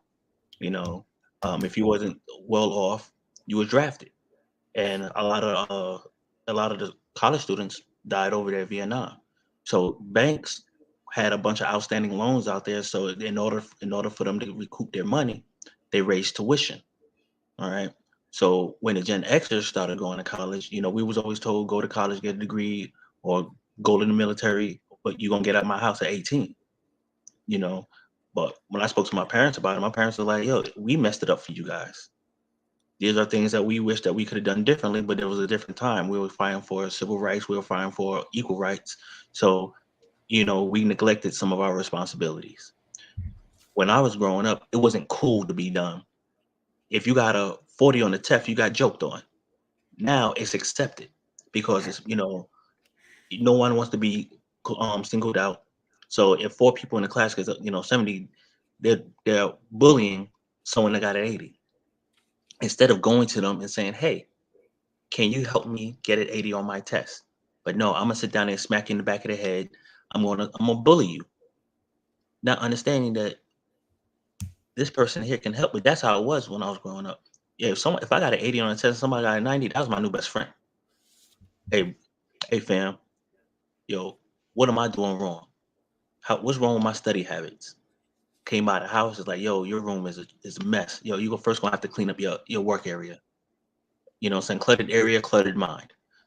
And I mean, at 13 years old, I'm listening to another brother who looked like me, same complexion, who's getting better grades than I am. And he taught me how to approach different things, even in law enforcement. When I used to write messed up police reports, I was told, hey, go sit down in court and see the questions that the defense attorneys asked. So I used to write down the questions, and then I geared my reports based on the questions that were asked to make sure I had answers for them. Because how he taught me how to study, how to listen, and how to assess different things, it affected my growth and throughout my career. The problem now is we have parents or grandmothers, grandparents are like 34 years old, 35 years old. They're young, and they don't have it figured out themselves.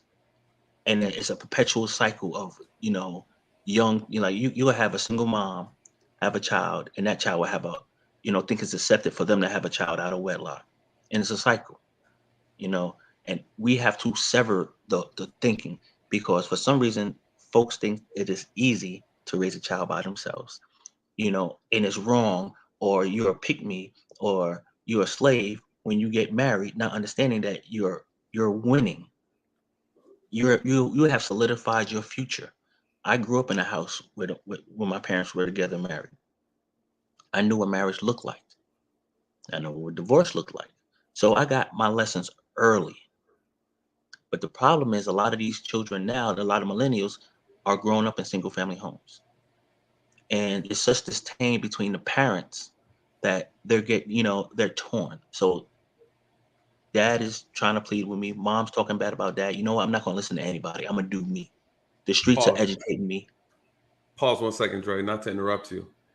Can we look at this as being a legitimate issue if we talk about single parent homes currently versus a different generation ago? We're talking hold on, I got my generation chart.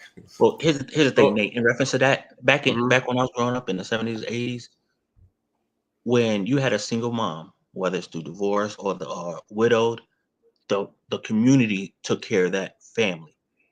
You understand what I'm saying? It was more of a village, Right. concept that was present. Let me intentional millionaire. I want you to answer that, and then Perry, and then Little Big Nate, and then I'm gonna end with you, Mark, on that question.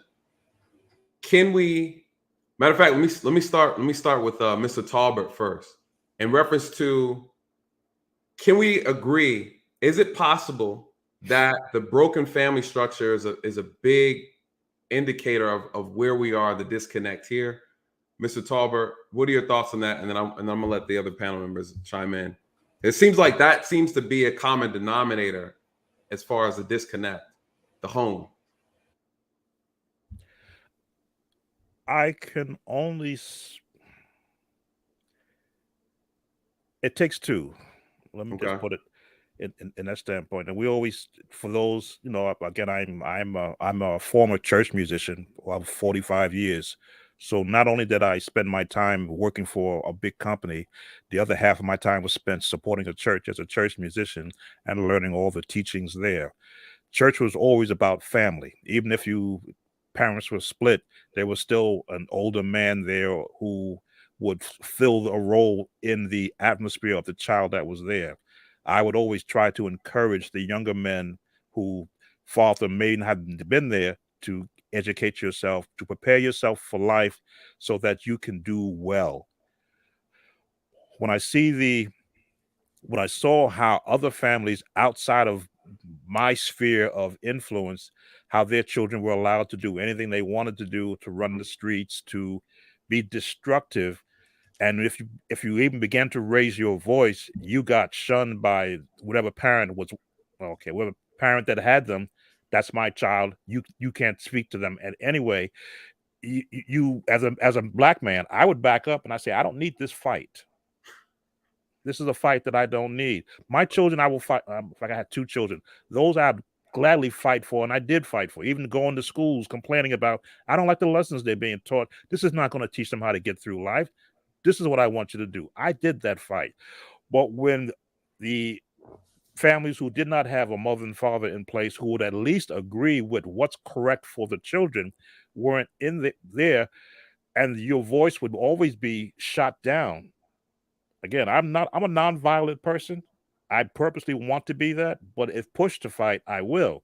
But if I can talk or give an understanding as to this is a chance for a child to have an opportunity better than the one that I had or that they had. And when I see what's happening, and I'm still observing the results of what's been happening. I still trying to figure out how can I, in some way, with the time space I have right now, be able to again stop the ball from rolling backwards and get it going forwards. I guess if that's a way of putting it. I just want to say one quick thing, Mr. Tolbert. In my opinion and in my view, you're doing it right now, and I want to thank you. You're doing it right now. You are lending the voice that, being that I'm below your generation, you're lending the voice to my generation, that we can now lend that voice to the generation behind us and either further down. You have showed me tonight that I know why my analytics is doing what it's doing and reaching only a certain group. And with that being said, I just want to give you your praise right now, because I always say to people, there ain't too many baby boomers doing YouTube. It isn't too many Generation X's doing YouTube. So if we're coming out and saying, hey, we're trying to take the step to get an understanding, I want everyone in the chat, people's gonna, look back on this live stream. If you think I'm not trying to put in the work, help me help you so that we can get this ball rolling. I also want to take the moment to thank Little Big Nate. A lot of people don't know Little Big Nate been out here for a while, and out of all of the people I've called on, Little Big Nate answered the call. He's not, for people that don't know, he's not a little YouTuber. This man got a very respectable name on these YouTube streets. And so, Little Big Nate, I want to thank you, sir. People may look at your channel, they don't know you had a channel before the channel got taken down. Yeah, they took my channel from me. But I want to thank you, because you know, you didn't have to come. You could have been like other big YouTubers said, nah, you ain't got the numbers. Nah, you gotta pay me $2,000. Nah, you gotta do this. You didn't do that. And so at the end of the day, little Big Nate, I thank you for coming, for sharing, and being a part. And a lot of people who don't really understand these YouTube streets, man, to have these two gentlemen on the platform, y'all don't realize it's huge. It is extremely huge. And I am personally honored that you two graced my platform today. Thank y'all. No, thank you, sir. I appreciate it, man. Uncle Stu, man, the way you blew it up on Bernard's, I think it was like late last week. Man, I said I had to be here, dog. Man, I mean, Uncle, I don't know if y'all get to catch Uncle Stu when he goes on these other platforms. Man, Uncle Stu be laying into him. Oh. Yeah, he do. Uncle Stu be putting the pressure on these dudes. Oh, but you got to, though, and I think we're at it again. I think this is the reason why Uncle Stu brought this whole thing together, is because there's just too much foolishness going on. We're wasting our resources. We have an opportunity. We have a platform. We have a voice. We have too much nonsense going on, and you know, we need men in leadership to stand up and speak out on these things. So salute again to you, Uncle Stu. Let me go ahead, Intentional Millionaire. Let me get your thoughts on this in reference to the breakdown in family, because what I see is a common denominator here is the family issue. You know, families were very strong in the prior two generations. Now, not so much. I believe the best way to control our outcomes is through our families. What are your thoughts on that? For me, it's simple. I think women need to stop having children out of wedlock. Guys need to stop spreading their seed in a bunch of women they don't want to be with. It's really simple. And I think we got, as a community, we got to stop making it cool to be just running around having a bunch of kids for both men and women, and you're not nothing committed. Correct. And I think the reason why that's so critical is because when you start to do that, the aftermath is what's really killing us. Yes. Because the next generation, the kids see it. Now you got the mom and the daughter going out like they best friends. And then you got the guys, you know, the men sitting around telling each other, yeah, let's just go get everything we can get and just keep having all these kids. And that's where the turmoil happened. But also, too, is the agenda to keep everybody divided. Yes.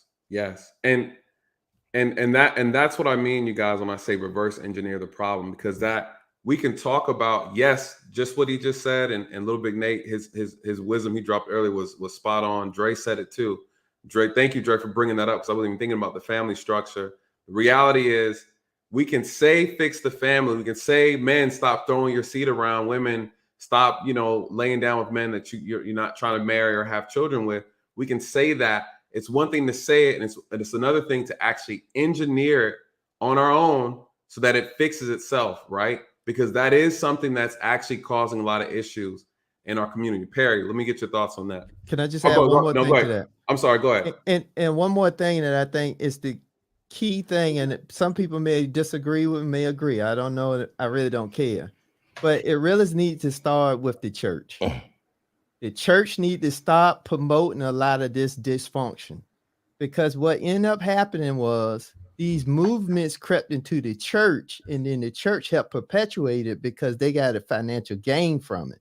Mm-hmm. So I'm gonna leave it as that. Well, listen, if it makes sense, it doesn't make dollars, right? Right. Perry, go ahead. Yeah, so I mean, I definitely agree with the Intentional Millionaire. To me, it comes down to family.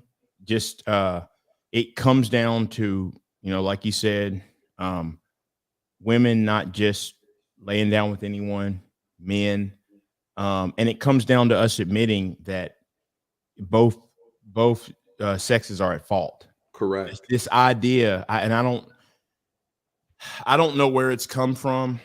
I guess it sells this idea that brothers are doing the work and women aren't. I don't see that. I don't see that. I mean, I live in Atlanta. Now, I definitely see brothers doing the work, but I see as many brothers not doing the work.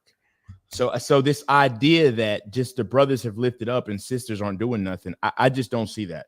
Now, that doesn't mean it's just true, because that's kind of my filter.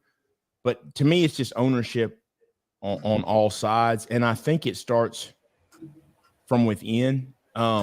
Something for me, and it could be because I'm just kind of caught up in that in between. I was never taught, as far as a mindset, I was never taught politics one way. Me and Uncle Stu talked about this personally on the phone the other day.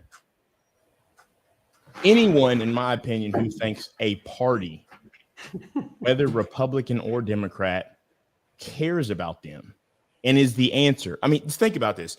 We can't decide which shirt we're going to wear to work, but all of our problems lie within two parties.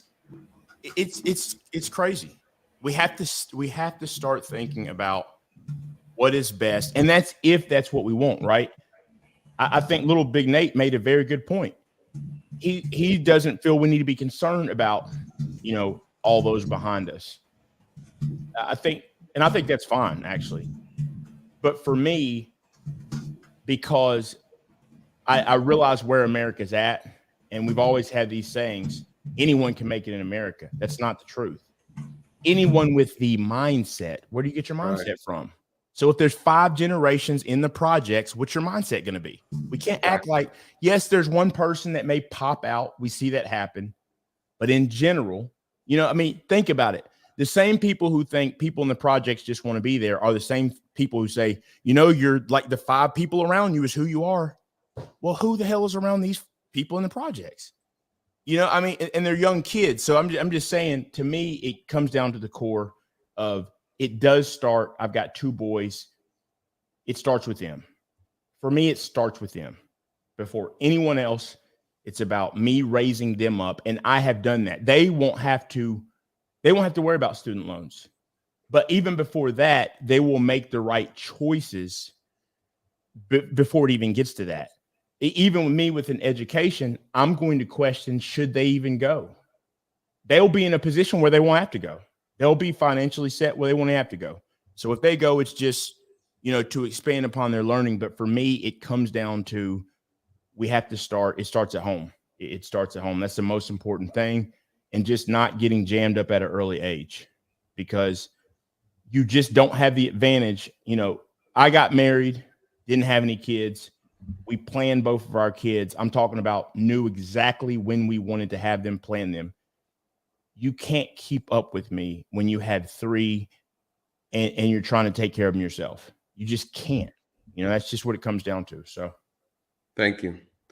Well said. Again, he touched on culture. He touched on family. Little Big Nate, and then Uncle Stu tore my little organization up. Shifting all the squares, Hollywood squares on me. Little Big Nate, what are your thoughts on family and that? And I know as a conservative, and here's the thing, before you go, Little Big Nate, one thing we got to consider, you guys, unfortunately, we have to remove this idea, again, like Perry just stated, that there's one party that's supposed to be for Black people. It doesn't work like that. We have to find a way to kind of destroy that myth and really start, in a sense, I would say, if you not choose a party, be independent, choose based off of your values, choose based off of what's best for yourself and your community, And so, Little Big Nate, what's your thoughts on family and the importance of it in order to pass down what's necessary in order to have the better outcomes? Well, just to address the political thing for real quick, you're right. I'm a conservative. I've never told from my platform Black men to vote Republican. But what I will say is our relationship with the Democrats has become so incredibly toxic and counterproductive. We've got to disassociate ourselves from this party. Again, I did not say vote Republican, become a Republican. You look at the platform of each party and then decide what's best for you.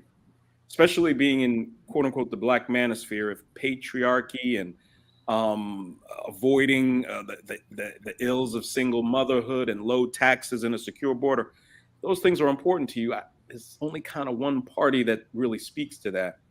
But when it comes to the family issue, we're going to have to prepare and accept the fact that it's not going to be popular to say we're going to lose a significant portion of Black people. Now, this is why. Because we need to cut welfare, not because it's wasting taxpayers' dollars, even though it is. It's a somewhat, small amount of our federal expenditures going into welfare. The problem is anything the federal government subsidizes, they get more of. And we're subsidizing women's terrible decisions, not just Black women, women. We're subsidizing their terrible decisions. So no matter how much time these men may be prepared to donate to help young brothers in these impoverished neighborhoods, there's an entire, there's tens of thousands ready to come up the pike because more young girls are out having these babies. Correct. And as long as welfare is in place, the subsidy is there for them to make whatever terrible decision they want. And for those who think, oh, well, what about the children? Look, the sooner the pain begins, the sooner the pain will end. The sooner the pain of cutting it off, some people may starve to death, some people may be homeless. It's going to be all sorts of problems. But I'm telling you, the sooner the pain starts, the sooner the pain will stop. We're at 80% of Black children born out of wedlock. This is a catastrophe of like epic proportions. This is unheard of in any civilization I'm aware of, where a group of people, 80% of their children are born out of wedlock. And it's for anyone thinking, well, why don't you tell these Black men to take care of their children? I introduced this simple equation to the manosphere like a year and a half ago. If 51% of Black men are single and childless, and 32% of Black men are married, 17% of Black men are responsible for these 80% of out of wedlock births. And you wonder why we have baby mama number 10, baby mama number 24. Ayanna Van Zant in 2014 had 6 Black men on her show that had 87 children with 50 women. This is disastrous. And there's no amount of work. If every man on this panel and every man in the chat decided tomorrow to go out and donate his time to a young boy, it's not gonna mean much of anything because there's an entire country of more young boys ready to come up to take their place. So we gotta stop the bleeding. Yes. And that might include amputation. I want to just say this because Little Big Nate brought up my political science. I want everybody to understand in the chat that when he uses the word, just like I would use the word, conservatism is a philosophy. It's not a political party. Exactly. Let me say it one more time. Conservatism is a philosophy of living and political understanding. It is not a party. There was a time the quote Democrats were supposedly conservative. Moynihan in the 60s, absolutely. They were conservative Democrats. And then it switched. So I need everybody to understand, before you get turned over like, oh, he's saying this. No, conservatism is a philosophy. It is not a political party. So I just wanted to get that out there so that people really understand what that is. Maybe I need to really teach on that if anybody in the chat really wants to get an understanding. Okay, I'm sorry. No, you're good. I think the thing is, and Little Big Nate, that's exactly again what the focus has to be on part 2 of this conversation is, again, reverse engineering is exactly what you just said, stopping the bleeding. Because at the end of the day, any solution you try to put, anything you try to do, you can't put forth a solution when the problem is this pervasive. And again, how do you stop the bleeding? You have to change the mindset. So we're talking about a whole mind shift that has to take place or begin to take place in order to actually slow this thing down till we get it to a stop. Because again, it is, which is why Uncle Stu is saying our community is on life support. We can run off and leave the weak behind and the uneducated behind, but eventually it'll catch up to us. And that's why I push against the idea of just saying we got to leave and cut off dead weight. No, we have to recreate. We have to recreate, reverse engineer the problem. We'll never solve it all. That's not the case. But to your point, Little Big Nate, we have to severely reduce this because it's out of control. Millennial Mark TV, Tobias, and then I want to introduce Vaughn, and then we're gonna move the conversation forward to the next piece, and then we'll start off with Dre and then Mr. Tolbert. Go ahead, Millennial Mark. What's your thoughts on family? Because since we're millennials now, did you grow up in a single family? I mean, single mom? Did you have a single mom situation? Hold on, Mr. Vaughn. Hold on, Mr. Vaughn, before you speak. Tobias, I want to thank you, sir, for your time in coming here. This will not be the last time we have this panel. I know the value that you have definitely brought to me personally, and I definitely want to tell you thank you for all that you have done. Did you want to get a closing word? Tobias, you got time to touch on this last one before you bounce? You got a few minutes or you got to run? Yeah, no, I got a couple of moments. All right, let me let you go first, then Millennial, I'll let you go after since he has to run. What are your thoughts on since you're in a good age group to be able to speak on this? Were you a product of single parent home raised by a single mom, or you have both parents? And then what's the impact in your opinion? Yeah, I come from a single mother, right? Yeah, my mom made some mistakes. She did the best she could with the knowledge that she had. And, I'm happy to say, none of my, my siblings, right? I have 2 other brothers, 2 sisters. I'm the oldest, sitting at the top of the food chain. We're actually all doing pretty good. I gotta say it. But that's not the case for, many of our families, right? And, the numbers are there.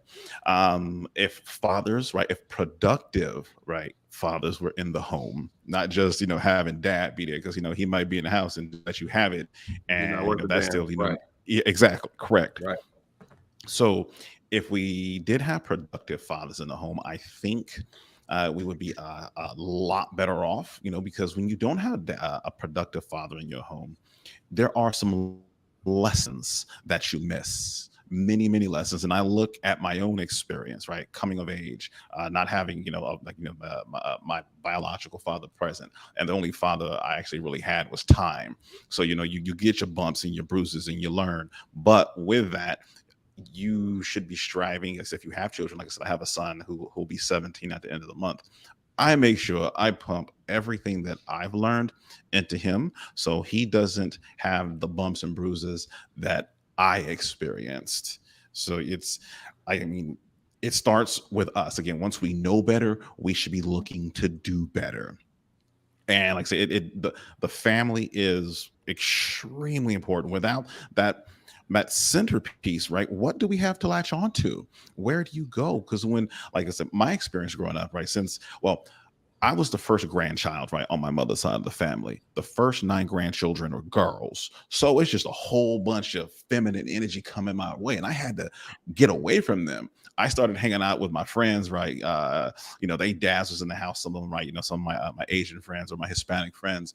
And it was nice to actually even see their families intact, especially my Puerto Rican friends. I go hang out with them, go into their parties. It was like, wow, this is what a family looks like. Right, the men are present, not just you go to a family event and it's just a whole bunch of girls and kids everywhere. Like where it is a thing, and I'm sure there's a lot of us who see this. You go to a family event, but they're like, where are the men in the family? It's just folks choose wrong, right? And right. we know it is a wrong choice. We have to call it what it is. Like me, my son was planned, right? I was married the whole 9 when he came about, and things have worked out pretty well with that. So I push. I'm like, hey, I'll tell anybody, even like my younger brother. I'm like, man, don't. He's 33. He knows. Don't be out there having no kids, right? Don't have long term, things with a short term prospect, right? Don't do that, because you're only going to pay for it in the end. Correct. And actually, not just them, but the society at large. If there's more more offspring that come, it's an even grandiose. The problem expands. So, and I could go deeper, but I gotta run. So no, you good, brother. I appreciate you. I just wanted you to get your final thoughts in there, and I appreciate your patience. I know the panel's big, so thank you, Tobias. We'll be reaching out for that part 2, though. Awesome. Yes. Uncle Stu, again, thank you for having up both Nathans, right? We got Nathan Daly, little big Nate. Yeah, everybody else, I really appreciate taking time. Come on up, sharing your thoughts, sharing your experiences. And we do have to discuss this, but then not just discuss it. We also have to come up with the solutions, or what are potential solutions, or what are the options that we have available to us. Then from those options, which ones are the most viable, right? Which are the most feasible that makes sense for us personally, but then if for the community as a whole. Exactly. Absolutely agree. We'll take who we can take, but we will do a community outreach. All right, Tobias, appreciate it, brother. All right. Hey, Just to let y'all enjoy know, I had to do an emergency upgrade because I didn't recognize there would be so many people on the stream. So y'all know where y'all cash ass went straight to paying for the upgrade on the stream. So that's why I had to get from behind. Like, Lord, I was seeing people trying to come in. All right. Hey, I just want to say to everybody, as a quick commercial break, this is the first time I've ever seen where we got 9 black men and nobody's trying to kill each other. Ain't nobody cussing. Ain't nobody fussing. Ain't nobody acting cuckoo for Cocoa Puffs. Man, I feel good. I feel good. So I thank all of y'all. I'm loving this. This is also the first time y'all ever seen Uncle Stu quiet. We're making some progress. We're making some progress here. Making progress. Everything we're saying is on point. So he hasn't interjected. So we're moving well. We're moving well. Millennial Mark, I see you two new brothers. Awesome, Dre. I'm gonna bring you up, and Von Brian, I'm gonna get you next. Millennial Mark, what do you? Let me ask you, because we're all on the honest. Hold on, were you single? Are you an RBM? Are you an RBM? For those of us raised by mom, you an RBM too, Millennial Mark? Oh yeah. Raised by a single baby boomer mom. He said single baby boomer, throwback mama. Okay, so let me ask you. You heard what everybody said. We recognize this is an issue. Your thoughts though. What do you see? Because is this a potential disconnect, right? When we talk about the power of having family and the power of being able to pass down information, when you were saying the baby boomers or the generations behind you did not pass on anything, we are then talking about our immediate parents, then we're talking about their parents. So from your perspective on the disconnect of the baton not being passed, can we point the finger to the people who are closest to us, which is our family, right? What are your thoughts on that? No, we can't. I don't think that we can point the finger to the individuals. We have to be, the way I look at it is this, and it was something that I wanted to touch on with Mr. Tolbert, because he made some really good points when he was going into what he was speaking on, as far as the way he progressed through and made sure that he solidified the future going forward for his individual family. So now let's look at the community as a whole, because something I mentioned way earlier in the stream was the rocking of our people to sleep, the baby boomers. When I said they were rocked to sleep, I want to actually go in a little bit on that, because I think that may have been misconstructed on what I said. Because when I say that they were rocked to sleep, what I mean is, let's think about something. Slavery was a long, long time, and once our people was quote unquote released from.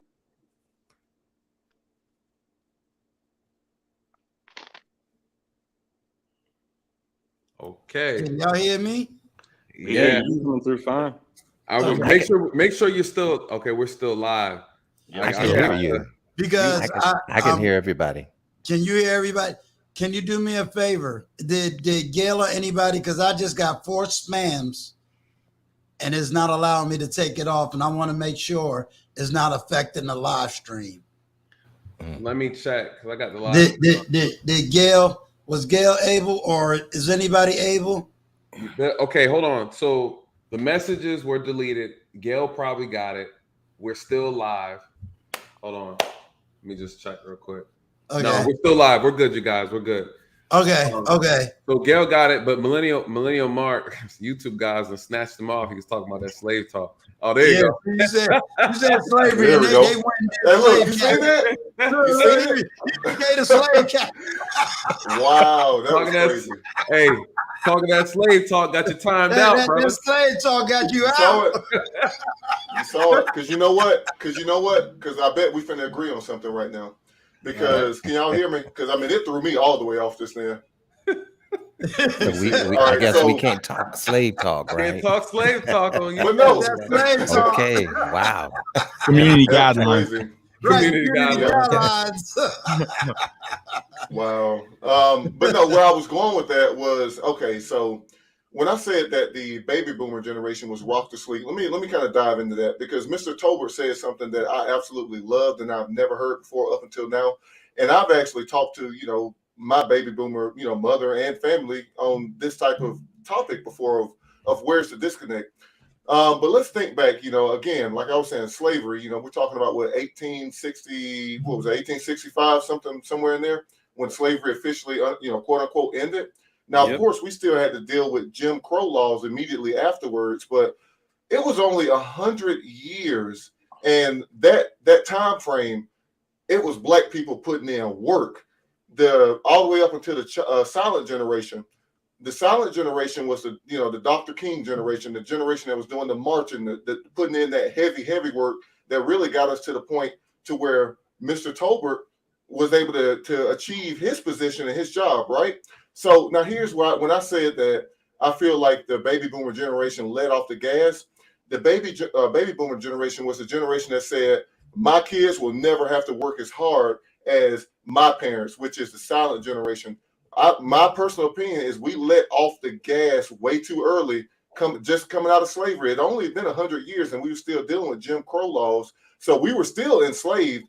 I feel like because the baby boomer generation said that my kids will never have to do what my grandparents had to do, that's where the family breakdown happened right there, because we were constantly moving more and more up. And then then came the laws that made things more easier for us. But before, our people was elevating on our own. We had our own communities. We didn't need their good jobs. We didn't need their education. We were building our own stuff. But you know what? Here's the chess move. Hold on. They're moving up. Let's go ahead and allow them to do some of these things that we've always been allowed to do. And that's when I say that, that's when the sleep happened, saying that they're not going to have to work hard. Let me push back on that. First of all, I've never in my life heard of this terminology called the sleep moment. So I'm thrown off by that. Second is you also miss a serious move within the Black community. That integration. Right. Integration. Integration. The second it was around the same time frame. Right. That's what I'm saying. It was all strategic. We didn't even need integration. We were still moving up. The thing that you're missing is, and now this comes from me being from New York and moving to the South. There's two histories in America. And the history that seems to be missing is everybody forgets you have a North and a South. So when you talk about the Reconstruction, Jim Crow, you got to remember, that was the South that was under Jim Crow. You had major. You guys had ghettos, and in the North, they put you guys in one area. You guys were just as segregated. It was just in a different way. Well, let me speak on that real quick. So, hold on, Nate. New York, the entire city of New York was segregated. Right. The entire city of New York, right? But every area, if it wasn't the Lower East Side of Manhattan, every place was the ghetto. White people had a ghetto. Jewish people had a ghetto. Italians, Irish, Polish, Black, Puerto Ricans, Dominicans, and it's kind of still like that today. But the The difference Gangs is, of New York. How many of y'all saw right, that movie? right. But the difference is your police officers, your firemen in the Italian neighborhoods were all Italian. They were all Irish in the Irish neighborhoods. They were all Black in the Black neighborhoods. We policed our own. Matter of fact, the best movie to sit down and watch, not even Gangs of New York, is The Bronx Tale. That'll pretty much lay it out because it's all the Bronx, but just one area on between Pelham and Fordham broke it down. You know, Pelham Manor is all Italian. So what you have to understand is with integration, we kind of, it was just an inherent effort to unify the United States, bring everybody in the schools together. But I mean, I think it hurt us more than it helped us because we were teaching our own, we were educated, because once we integrated, they weren't really teaching us. You know what I'm saying? You Uncle Stu, you muted. But we weren't getting the same attention. You know what I'm saying? And that's why I say we let off the gas at that point. We're right back to where almost an hour ago we had it, which is you're blaming a generation for something they could not have anticipated. That's true. It's not blaming because I didn't get to my point. I did not get to my point because the question was what's going to fix the family. So what I'm doing is I'm building up and pointing out where the disconnect happened. So where what we have to do as a people, and I actually made a list of things that, when I was coming up with how I was going to attack this, I made a list of things that I personally believe we can do to, help bring the Black community back together, because it starts with the education system. Now, again, like I said, Nathan, I am a product of a single mother home from a baby boomer parent.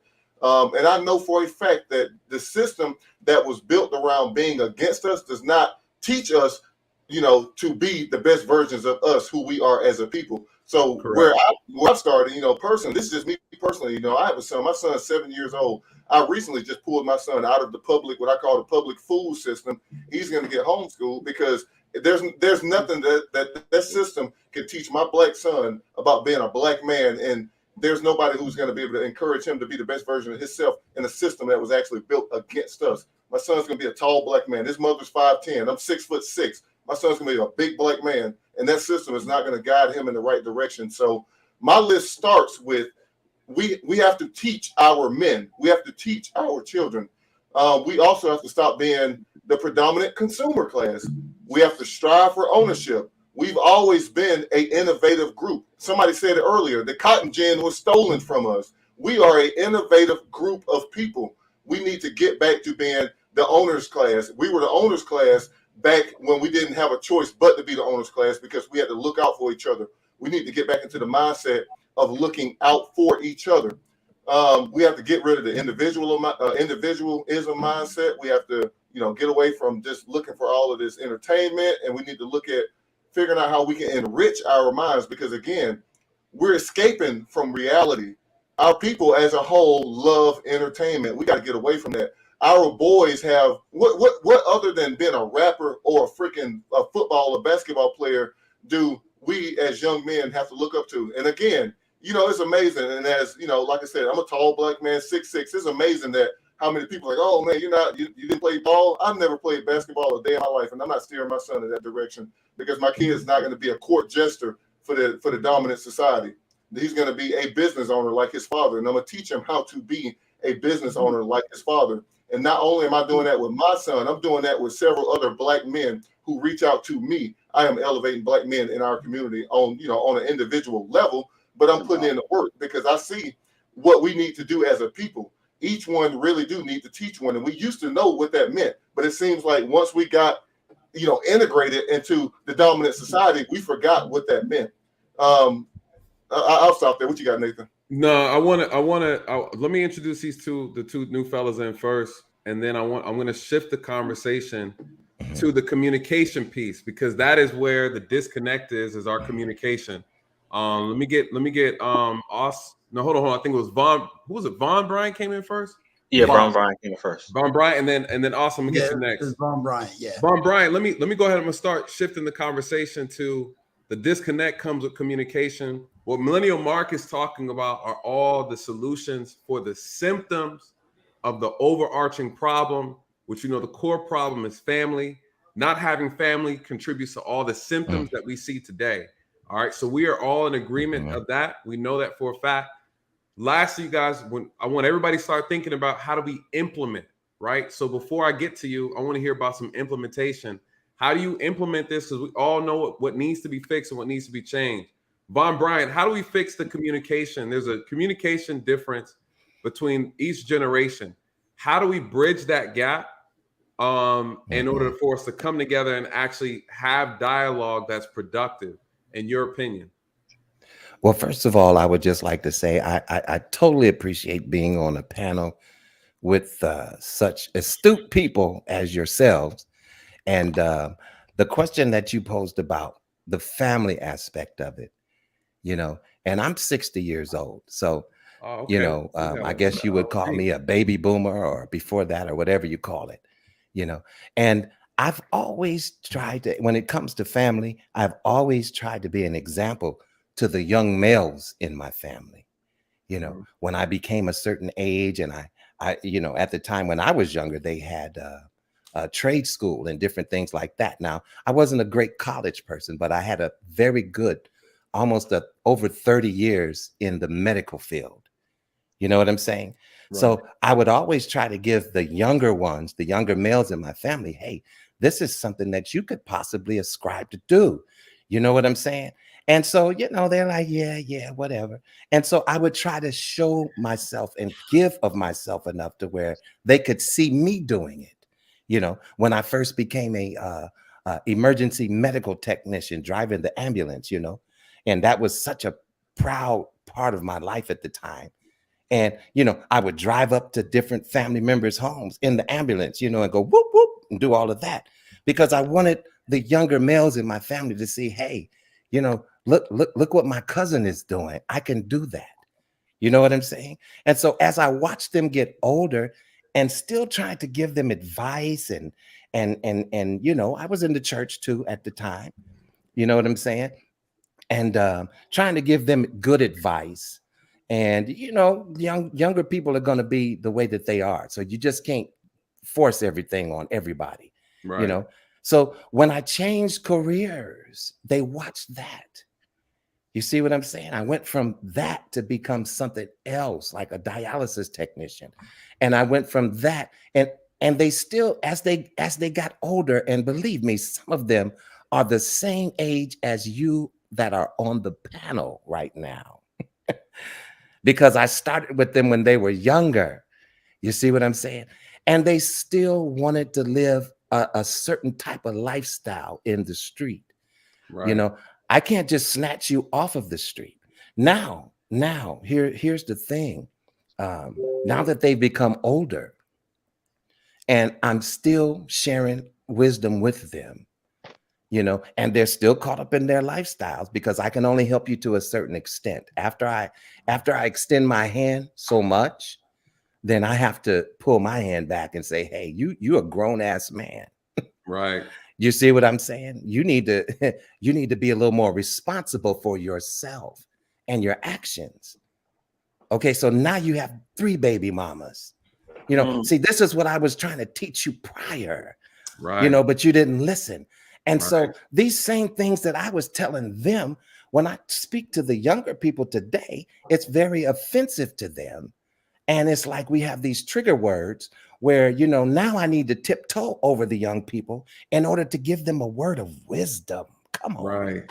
Come on. I'm talking to grown ass men, let alone the females, because of course we all know we have to deal with them differently in a different way or whatever. Kid gloves. You know what I'm saying? But since I've been on YouTube, and just recently I had a conversation with a young man who I have great respect for. And there was a definite disconnect there between me and that individual. And I look back because, sometimes when you're on these platforms, it's good for you to look back to see if, where the disconnect was. Yes. Was it me or was it them? You know what I'm saying? Correct. And so I looked at it a few times and I still couldn't figure it out.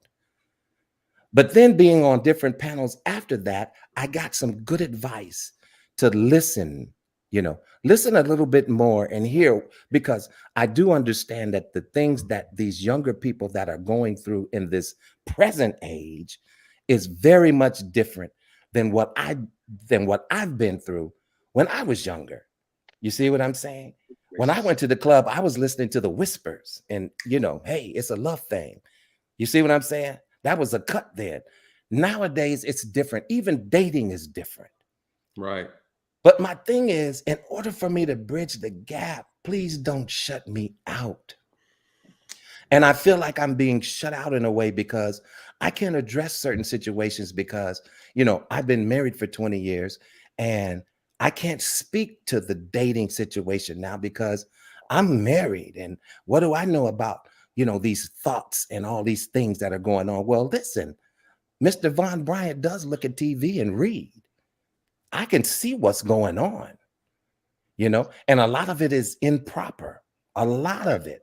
So my thing is, and I'm gonna end right here. I just want to be in a place where I can bridge the gap, but I don't want to have to tiptoe around these grown men that I'm trying to impart wisdom to, because you're triggered by a certain word like, well, young lady, you should close your legs or whatever it is, So, and I'm traditional. I'll admit that. But I do have an open mind. I was also told in a conversation that, as long as I can draw them in, but as soon as I mention God, oh, wow, I lost them. Well, see, listen, I'm not willing to dumb down my faith because it's improper to you. Now, I don't browbeat people with what my beliefs are, but at the same time, these principles and standards are what has taken me to where I'm at right now. So why wouldn't I use that as an example? So with that, I'm going to leave that alone. And thank you, Uncle Stu and Nathan, everybody, Intentional Millionaire, Perry Unlikely. Man, I can't even believe I'm on the platform with all of you up and coming young men. Man, you this jive is turkeys. awesome. Listen, Von I Bryant didn't say that now. I didn't say that. Von Bryant coming here with the smooth words, the smooth talking. Thought this was the quiet storm for a second. Wow. all up on the mic for y'all. Look at him. See, I get that all the time, but that's okay. Smooth Like I say, when you get older, just like Mr. Talbot to tell you, we don't have time to yell and scream at y'all. Absolutely. Our breath is precious to us at this point. Absolutely. So Absolutely. I could yell and tell you, go to hell. But I can also say like this, why don't you just go straight to hell? Yeah, right. Exactly. Save my breath. But what you said was what I pulled from that, and I've experienced the same exact thing. The issue dealing with the other generations is the disrespect. It's the lack of respect. It's the ego. It's the pride, whether you're talking to young men or young women. Where did that come from? Again, it seems like that is leaking out from a lack of family structure, right? A lack of discipline in the household. Awesome. Lead us follow up with us on that piece. Von Bryant touched on it perfectly. He said, shoot, I want to help. I want to give wisdom, but these little nigglets ain't listening. So what do you say from that? What do you pull from that? What are your thoughts on that? Absolutely. Shout out to Black men. It's always a pleasure anytime I get an opportunity to speak with brothers. And that's important to me. Truth be told, consequences. You see, gentlemen, there's no consequences. And consequences allow for you to grow. And when there's no consequences available, then you have what you have in our community. First of all, Nate, I want to thank you. And I subscribed to your channel. I saw you earlier. You were on with TLA. Shout out to you, Black man. And appreciate that. Absolutely. And I want to say the truth and line, gentlemen. You see, we don't affect the bottom line. The bottom line, as you gentlemen know, is the finances. And our inability to do that has really has caused a major problem in our community. The LGBT community has figured it out, and they have been able to leverage their dollar in order to create legislation and real power in this country way ahead of us. And I don't want to get excited. If you brothers may have seen me on my channel, I don't want to get too excited. I don't want to get upset because I want to make sure I get this message out. But that's a problem, black men. It's a problem when a community that maybe emerged probably maybe 20 or 30 years ago, they have already superseded black men. And we still figuring out how to get how to keep black men from being unarmed black men from being killed in this country. We still haven't figured that out, but yet they figured out how to make it a hate crime if you even put your hands on it. And so we need to learn from them. We need to pay attention. That's extremely important. Black men, we must recognize that we face a common enemy. Black masculinity is under attack, and that's why on my channel I always say, shout out to all you black men, white collar brothers, blue collar brothers, street niggas. You know what it is. Always make sure, because all black men need to recognize that we are under attack, and if we don't respond, we're going to have we won't have a community. Wells Fargo, JP Morgan, black men, they have given black women millions of dollars. When have I don't know if you brothers are noticed, but JP Morgan just donated $10 billion towards black women. Black men have not received a thing in terms of reparations, in terms of anything to move us forward. It's important that our women be kept ahead of us, black men. These things are systemic. These things, and there's a reason behind this. Black men, our position, we are at the bottom of the socioeconomic pool in every category that is negative. I mean, you can't think of anything. True. We are quicker to die. We are quicker to be anything you can think of that just name it. We're at the bottom of it, and it's time we address these things. We fall for simple. I'm sorry. Go ahead. I didn't mean to go ahead. Go ahead. No, you good, brother. You touched on everything that was solid. Let me ask you though, please. How do we galvanize the younger generation at the bottom? How do we galvanize the generation at the top? We just heard from Mr. Bryant, brother, 60 years old. He's talking about it's hard for him to impart wisdom to the brothers and sisters below him because they don't want to receive it. You know, we can't make the moves that you're suggesting unless we can communicate and join and unite. What are your thoughts though? Is there a solution to that? You know, just quickly, what are your thoughts on that? Yes, sir. Leave them. I'll tell you why I say that. You said leave them. Leave them. I'll tell you. And I want to say that. And I want to say that. And I want to say that because I'm a guy who did 3 terms in prison, and I suffered the consequences of my actions. Never said I was innocent. Absolutely, I was guilty in every case. Right. And I did that. And I had to use that term. Y'all got to excuse me. Somebody calling me, and I got to keep in the call. Excuse me. Go ahead. The problem is once we spoke about a lot. Everybody not gonna make it, and that's just how it goes. And when you can't sit at every community sits at the feet of their elders in order to get the information. But yet, when black people, you're trying to talk to these young people out here, they think they know everything. They don't respect their elders. They don't respect. There's no respect. And so those individuals, I say, Mr. Daly, we just leave them. I say we leave them and we focus on the ones who we can get. I agree. Yeah. And I think 2 things can exist at the same time, right? Yes, and I say that because did anybody leave you behind? Yes. Yes. Yes. I was left in the hole. Yes. I was in the hole. But hold on. Yes. Having awesome drum. Let me just I don't disagree with him, Uncle Stu. I don't disagree with him. Left me for dead. Yes. I just want to say, let me tell y'all, for everybody in the chat and the panel, let me tell y'all why I love 7 Awesome Drum. But everybody don't know in the back channel. Drop his link. I need to follow back. Yeah, you gotta follow him. In the back channel. I need you on my channel, brother. We need to have a hey, you're gonna love him because in the back channel, this brother is one of my #1 commenters on a lot of stuff I say. And when you go to his channel and I'm looking at him, I'm like, dude, I need to package you for like my 3-minute motivation speech, you know. And his introduction is like, bruh, I ain't got nothing but love for you. But yes, Seven Awesome Drum is a voice that is missing. Yes. This is a brother that he been through the penal system. He know what it's like. He been down. And he's steadily fighting to stay up and to stay relevant. I got to give him his credit. Why his credit needs to be done. So I salute you, Seven Awesome Drum. I think they done dropped his channel in the chat. Dropped it. I'm gonna get that right now. I'm not in disagreement that we can't carry everybody. I think we're all in agreement that we have to bring our best and our brightest together. Shout out to Little Big Nate. He mentioned that. But awesome Dre, let me ask you this though. Yes, sir. Isn't it just as important that, we talked about stopping the bleeding?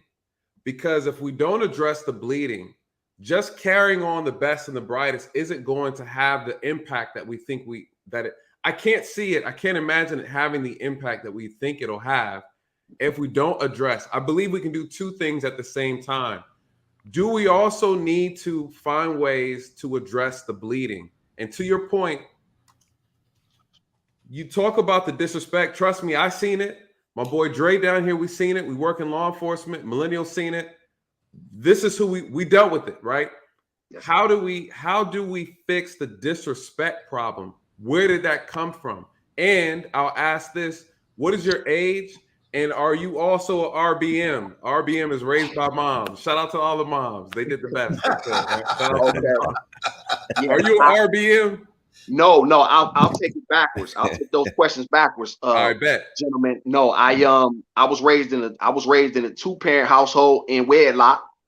Okay. Born 1980. I'm a 41. I'll be 42 in May. I'm a Taurus. So yeah. Okay. And I had two really good parents. And just a little quick backstory. And I told the story briefly. Okay. When I was in prison, I was on my way home. And I ended up getting into it with a guy, and I ended up stabbing him in the eye about a basketball game. And while I was in there, my father murdered my mother, and he killed himself. And that was September 6, 2006. And I found out on the 12th I was in the hole in Berriga Max, and I never got a chance to go to the funeral or anything like that. So that's kind of baked into this. And so when I say I got left, gentlemen, as far as the disrespect part, I think the disrespect comes because this culture has incentivized it. Black masculinity isn't lifted up. And so for me, I didn't even learn how to respect my father until I was in prison and I started to understand the sacrifices. It's funny. And I want to thank Millennial Mark for bringing this up. You see, we click to glorify some asshole who can run, jump, and catch. But the people who are right in front of us every day, correct, and who take care of us and who make sacrifices when you turn the lights and heat and gas and keep food on, those black men who are there, who we can see, those aren't the black men who we hold in high esteem. The guys who raised me in prison were killers. These guys took me under their wing because they liked that I had heart. And so they would teach me things, and they gave me books to read, and they kept me safe, and they taught me things. And so this taught me respect, because in there was consequences. If you make bad choices, you have to pay. And a lot of times there's no consequences. And so in order to teach these things, we have to bring consequences back. There has to be a price. And if you don't pay a price, then how can you ever learn the lesson, no matter how harsh it is?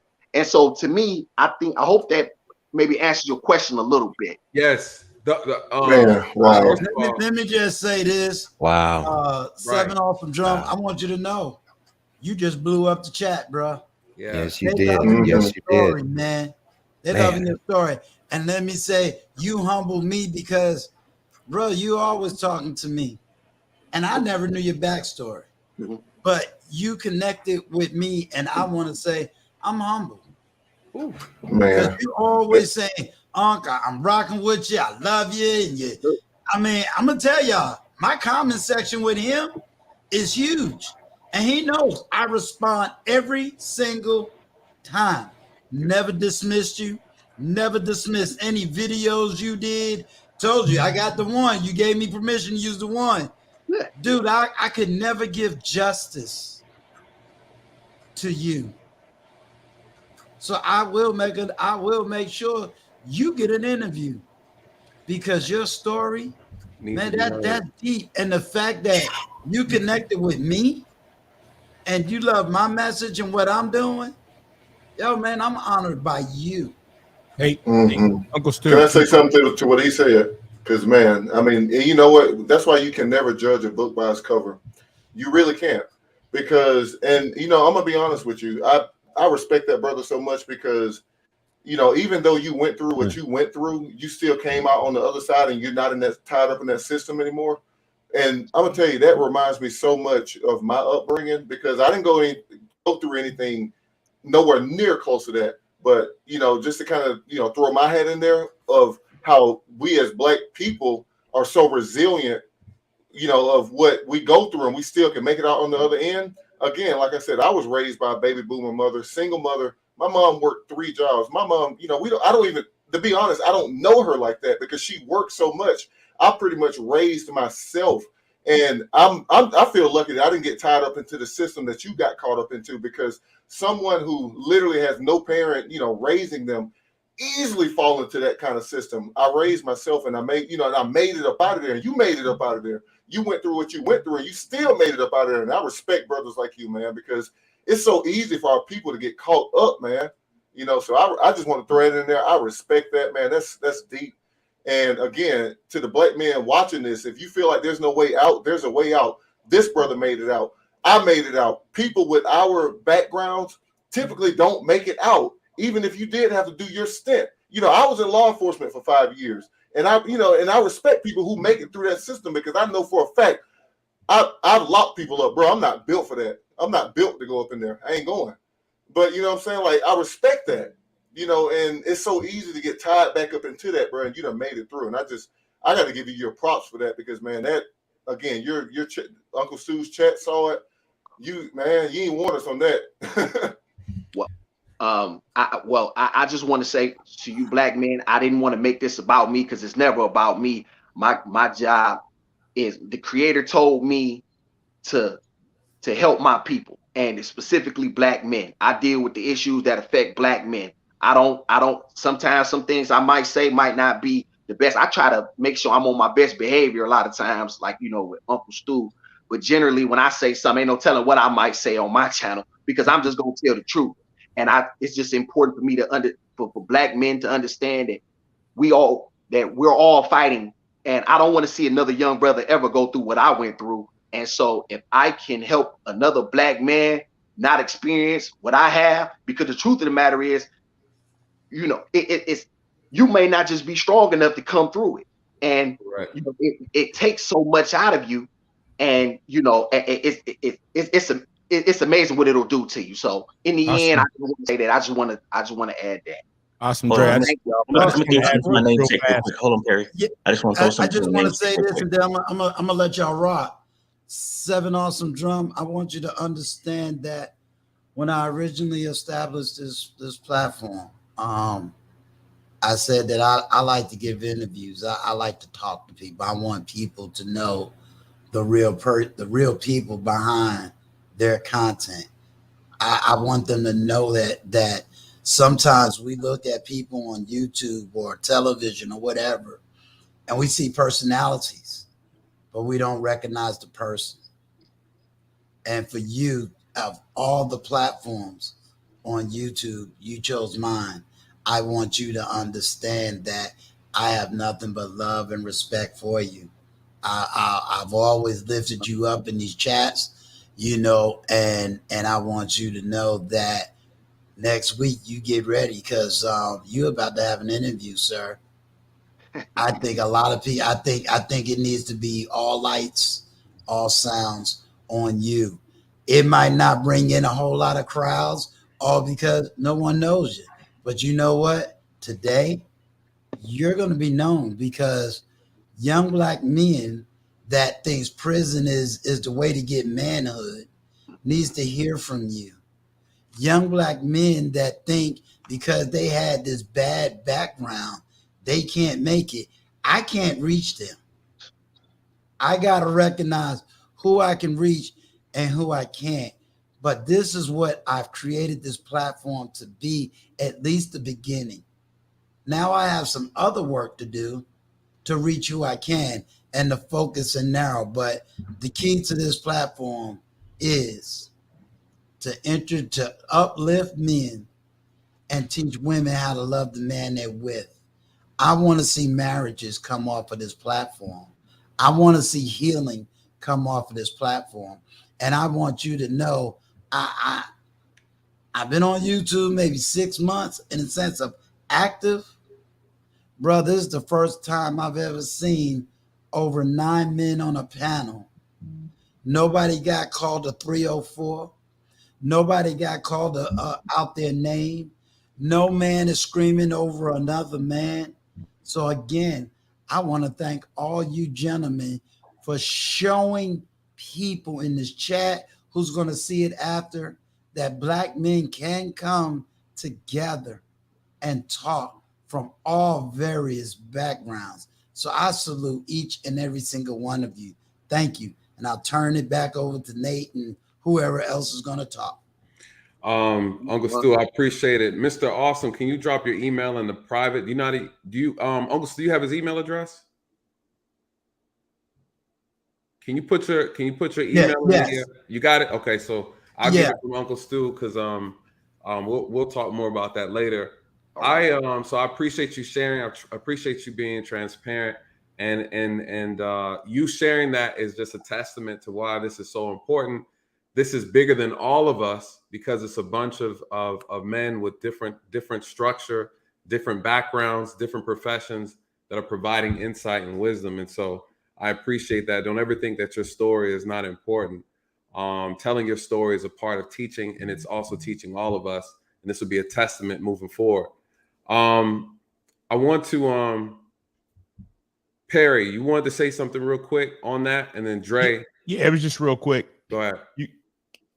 Awesome, Dre, man. I got a lot of respect for you. We'll obviously talk back and forth. Yes. I talked to Uncle Stu 2 weeks ago, and it's crazy because you can ask him. I told him I told him I respected you, and I said I feel like he's someone who's been through something but has learned. That's exactly what I told him, and I didn't know. I had no clue. You can just tell, and I think it's people, like you that we all have the most to learn from. Like I said, I didn't know. It's just like a feeling. And I said that because our first interaction wasn't glorified, but as men, we didn't drag it out. We came to understanding and moved on. That's what men do. So I got a lot of respect for that. And that's exactly what I told him 2 weeks ago. So definitely compelling story though. I think that's what people can learn from is when you can look and see that even your outlook, right? That's the opposite of victim. Your outlook. I mean, I can't think of anything more difficult that we've talked about today than what you've dealt with. But here you are. So just a lot of respect, man. Thank you for that. Dre, let me get you in, and then I want to hit Little Big Nate because Little Big Nate, I want you to start us off on the next segment of this conversation, and then we're going to close it out. Everybody's voice after Little Big Nate. I want to hear from Mr. Talbert. I'm going to tell you guys what the next segment is so that you can be thinking about what your response is going to be. The next segment of this discussion is going to fall into the reality is this, you guys. We can't change the past. Uncle Stu said it perfectly. We can't blame anybody. At the end of the day, it is what it is. We have to remember where our people came from, what was going on, and here we are. Cuckoo, cuckoo, it is what it is. Right? It is what it is. No excuses can be made. So moving forward, what needs to be done? Again, how do we reverse engineer what's actively going on?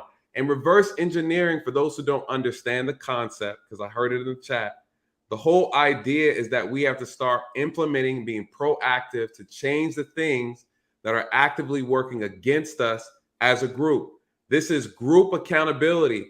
it is just as important as individual accountability. You guys, we cannot move individually alone. We have to then fix our individual issues and then the group collective. It is what it is, right? So with that being said, what is the steps moving forward? What do we implement as individuals and as a group? Because again, the problem is bigger than just us, right? This is a race between races. That's the whole big picture. And we can't do it by ourselves. All right, Dre, you up. Which one was what I was going to say before, or based on the new segment? Before, you can lead us into the next topic. Okay. Well, this is to my namesake. What you have to understand is you've been through a lot. You say it ain't about you, but it's always going to be about you. What your experience is what's called support. Love and support for a brother. You understand what I'm saying? Because each one of us have different backgrounds, different professions, been through a lot. You know what I'm saying? So your perspective is completely different. So you're going to have those kids that want to live that lifestyle that you did. And you could tell them that's not what you want. They're not going to listen to me and Nate because, you know, we're the sellouts. We're the ones that putting black men in jail. You know what I'm saying? You know, and there's no accountability, you know, because when I do it, it's like, look, there's many of black men that I put handcuffs on and took off. Like, look, I don't got nothing on you. My apologies. But it also about communication, how we talk to each other as men. Okay. And that's what it comes down to. And it's overall communication. That's the pretty problem we have with our women is because of communication. We have to learn how to talk to each other and listen. Listen, you know, and just have faith that I'm not trying to steer you wrong. It's about the upliftment of our culture, upliftment of our race, and upliftment of our community. I've said it many times on Uncle Stu's platform and on Nate's. We don't own our image. We don't own our likeness. You know what I'm saying? And it's unfortunate that we have to go through adversity to learn when the lessons were there before we even made these decisions. At some point, because I went down your road, but for some reason, somehow things just worked out for me where I never got caught for any of the stuff I did. And then I realized that I learned this ain't the way to live. So I went on the other side. You know what I'm saying? So I can stop kids that was going down my route. You know what I'm saying? When I was growing up, I grew up in the South Bronx of New York. And I thought it was cool. You know, I was always told, you keep it up, you won't go to jail. Man, shoot, all my boys in jail, I'll be good. Never been to jail before in my life. Don't know, never knew what it looked like, never knew what was going on till my boys came home. And it was like, bro, that's not what you want. All you see is a wall. You can't even, you got to put your foot on the wall to do a push-up. No, that's not what you want. The food sucks. That's not what you want. So I had to understand that my frame of thinking wasn't the best. But if I didn't have somebody to sit down and tell me that, I would never know. And the thing is, we need to embrace our brothers that come home, that come back to the world, that want to do right and give them a chance. You know what I'm saying? Because one of the biggest issues I had is like, yo, when men, women serve their time, give them a job. You know, you put them away, they serve their time, they come back, and nobody want to offer them a job. Nobody. They can't even get a loan, to even start their own landscaping business. So what we have to do as a community is start embracing our folks when they come home, you know what I'm saying, and get them started. Get them back on their feet. Get them out of the institutionalized mind state. Let them know there's other options, and you can do that. Because this is my first time meeting you, and you have a very innovative mind, and you have a positive outlook.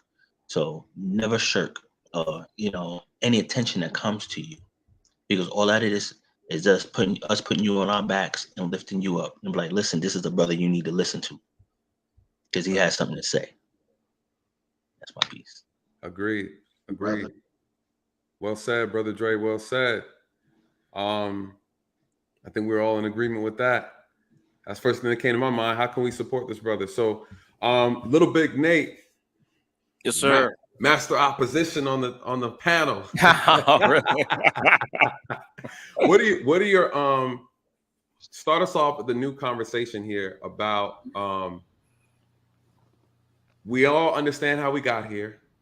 At the end of the day, we can't point fingers, you guys. It is what it is. We have to agree to disagree on that because we can't change what we can't change. The same thing with the slavery talk. We can't do nothing about it, you guys. We got played. We got finessed. They gave us land. They took it back. We had some banks. We had some colleges. Here we go. We integrated. We messed up. We should have listened to Malcolm. There's all kind of talking points we can go off of. The reality is we are where we are. How do we move forward realistically? Now, Little Big Nate, I hear what you're saying in theory, but how do we move forward in practice? Where do we start? Where do we start? You start with yourself, man. You start by becoming as skilled as possible, proficient, and it doesn't have to be STEM and computers. You can go learn how to hang drywall in a effective, fast way. You hire 5 guys that you teach them how to hang the drywall in the. Tell me the tactics. Tell me the tactics, though.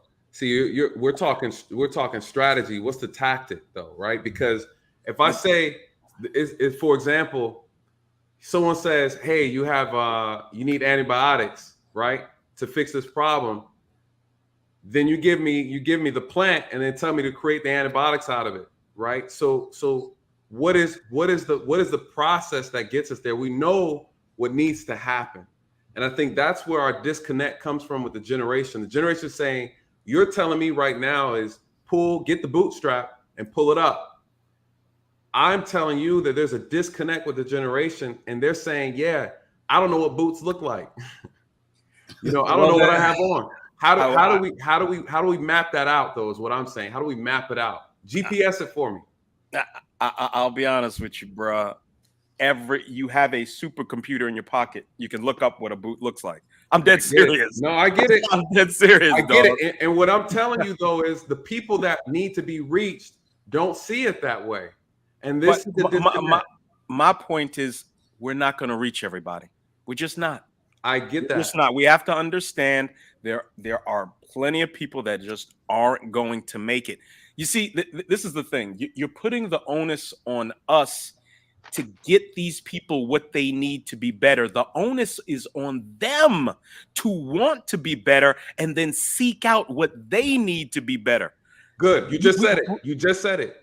You said it. You said it's on them. They have to. Yes, it is on them. I agree. I agree. Here's my pushback. It is on them. No one is saying that. The accountability is on all individuals. No one up here is in disagreement. What I'm saying is, how do we create that desire out of them, right? This is the reverse engineering problem. They didn't get there on their own. We have a fundamental difference of opinion. I don't believe I can put the desire in them. I honestly don't believe that.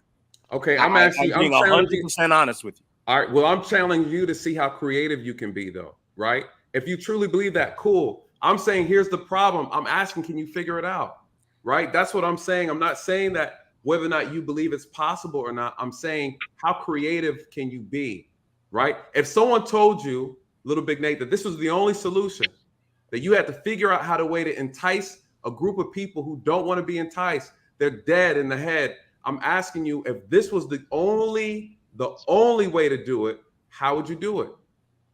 Well, see, let me inform you something that might help you understand my perspective on things. I told you I raised my son and daughter by myself, got full custody of them. I've told my daughter, she went to go live with her mother when she was 18. Okay, this is a couple of years ago. And I told her, I said, if you decide not to follow my directives, you're on your own. This is my daughter. I raised her. I love her and my son more than anything in the world. But if they don't listen to me, they're on their own. I'm not going to save them. You go to jail. Don't call me. The boyfriend that's whooping your ass that you didn't bring before me to let me vet and see if he's worthy of being with you. It's on you. Do not call me. I am dead serious. Understood. So if I'm going to do that with my children, you can only imagine what I'm going to tell somebody I have no connection to. I agree. I am 100% on this, dog. If I am for, I believe in the individual doing what they want to do. If you want to destroy yourself, that's completely up to you. My thing is, let's not subsidize it. Let these people go out and ruin themselves. I want competent, productive, family-oriented Black America to move forward. And I want the rest of Black America who doesn't necessarily think that way, the Black people that see what we're achieving and say, hey, I want to be a part of that. How do I become part of this? Can you tell me? Those are the people that I want to assist. All the rest of them, I have no interest in. Good. And there's nothing wrong. There's nothing wrong with that. And I'm not mad at your perspective. We just know we're going to put you in a certain corner with a certain group of people who are where you are at, right? In order to move that group. We can't ignore the other group. The other group here, this is the best way to look at it. We have a portion of our community that's been tainted, purposely brainwashed, purposely against their will. This is what I'm saying. So I agree with what you're talking about. I'm just saying that we need to fight both fronts, both battles, right? We have to make an attempt. We still have to make an attempt. So, Mr. Tauber, before I bring in the other gentleman real quick, what are your thoughts on Little Big Nate's perspective on how the solution needs to be administered? As I was listening to you, I was actually writing things down, and I kept changing what I was writing. As you were changing, well, what can we possibly? Where would ground zero start? Right. And again, I realize I'm not going to be able to grow another technician as I was. But I'm not just a technician. If you've been to my channel, I love music. I love gospel music. I love creating music. I love composing music. The thoughts that I come down with, what grabs the attention more of the generations that we're trying to reach? Is the spoken word, or is it music, or is it both? Now, I don't write rap or hip hop, but it doesn't mean I can't, because I haven't attempted to do. So I put down for myself a question.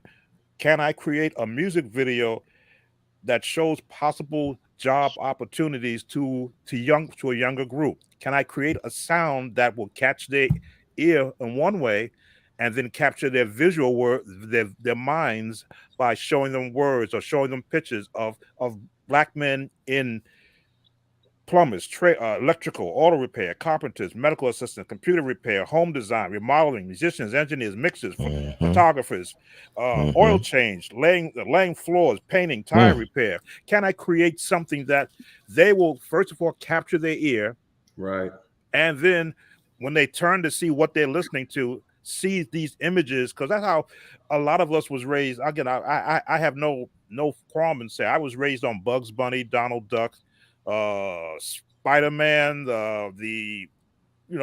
Captain America. I was raised on all those cartoons. That's what, and I learned to read my best by reading comic books, because I was interested in reading about these characters I would see on TV. Technology today makes it possible that we can reach 1 million people at the same time if we have an idea or a way of communicating that idea that will capture their mind. But that's where it all starts. It starts in the mind first. And I feel that's where we need to look at what potential ideas can capture the mind, because I always said the body can go no further than its head.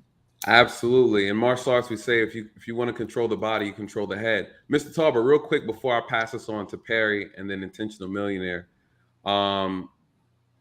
Tauber, do you believe that those who have fallen are fallen and they should be left where they are? Or should there be an attempt?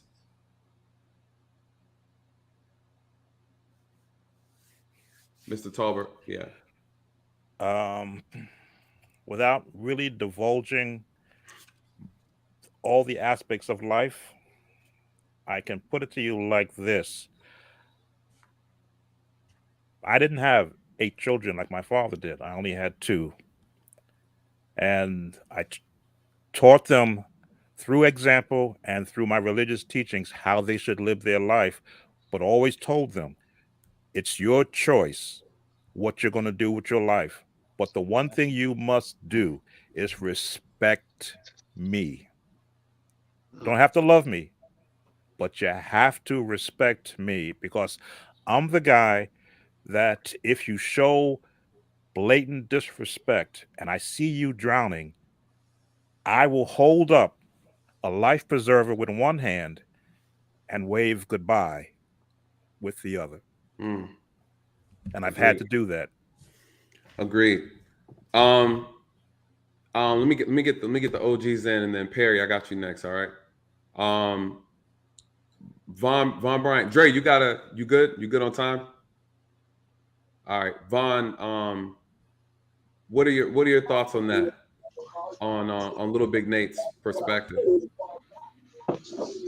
Okay, can you just say the question one more time, real quick? Von over there sleeping on the panel. No, I'm not asleep. I'm just messing with you, Von. I just want to make I just want to make sure I give the right answer. He's sipping on tea. Right. No, it's very early here. So all right. Yeah. So Von, little Big Nate said his priority responsibility is to his immediate children, his children alone. Mm-hmm. We can't carry dead weight. If those who are not going to get along on the program need to be left on the wayside.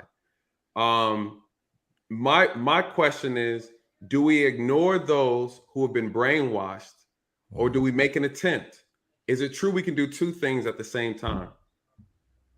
Okay, yeah. So my answer to that would be this, and it would be similar to Mr. Talbert's answer. You know, once I give an effort to try to help and save you, and it was a legitimate response, and you reject that, or you continue to reject it, because I just won't stop on the first try. Right. I will continue to try several times, and that's just me.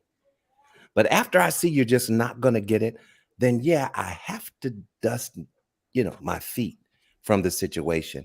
And then at that point, that's where the spiritual aspect of me would kick in, and I would just continue to pray for you.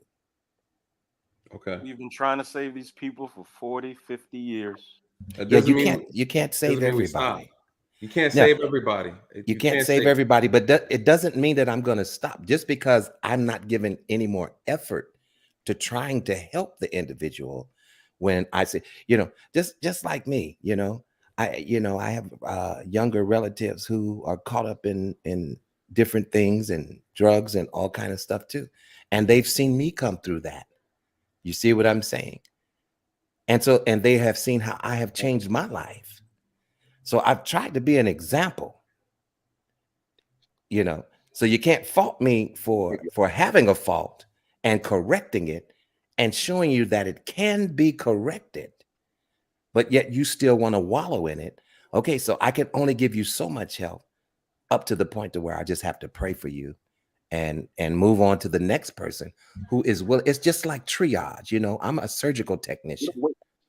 It's just like if there's a disaster and there's, the medical people have to do what is called triage. You have to save the one that is more likely to live. Mm. And it's rough. It's a rough thing, that triage thing. It's horrible. People who are medical in the military will tell you the exact same thing. It's not always easy because you want to save everybody, but you have to focus on the ones that are savable. And I'm going to leave it like that. So. And Can real I ask quick, you a question? if I could, just real quick. Yeah. Again, 40 years, we've been working, 40, 50 years, we've been working trying to help these people. How and where's it gotten us? Why don't we take the next just 20 years, a generation, and focus on our best and brightest? Let's put all our efforts into our best and brightest. Let's see what happens then. We haven't done that yet. Let's try that. I don't disagree with that. What I'm suggesting is that we take our best and our brightest, as we should, and invest in them. But then we also implement or use our best and the brightest to fix the problem that has got us here in the first place. Perry, what are your thoughts? My thoughts are probably a little bit different than everybody on the panel. For me, we've never fought fire with fire. It's the problem. We're fighting this thing that's going on in the world right now. This isn't the redcoats coming out with bayonets on the field. The war has changed. It's not the same, and that's the problem.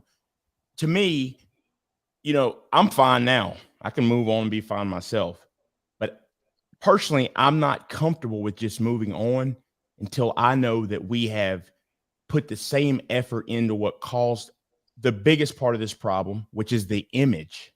Exactly. We haven't addressed the image. So everything we've done to this point doesn't mean anything because, so for example, it's going to have to be through media. Yep. We have to, so that's the thing. We're talking as if none of this was forced. See, I'm okay moving on if this naturally got here. Exactly. But we didn't end up here by natural circumstances. That's why other communities in America don't have the same problems we have. Exactly. This was forced. From a tactical standpoint, I think that I think this conversation is a part of it, but we're going to have to own media in some format that controls our image. And it's maybe because I'm older. There's not a rapper in this world. I'm not talking about how this guy feels. I'm strictly talking about when you see him. There's not a rapper in this world that to me is, and it's probably age is more, think about Kevin Samuels, the suit, the image. And this isn't about suits. I'm not telling people to go wear suits, but I'm talking about the respect that you can see in someone like that just based off of that positive image. So if it wasn't Kevin Samuels, is Dr. Martin Luther King. If it wasn't him, it was Malcolm X.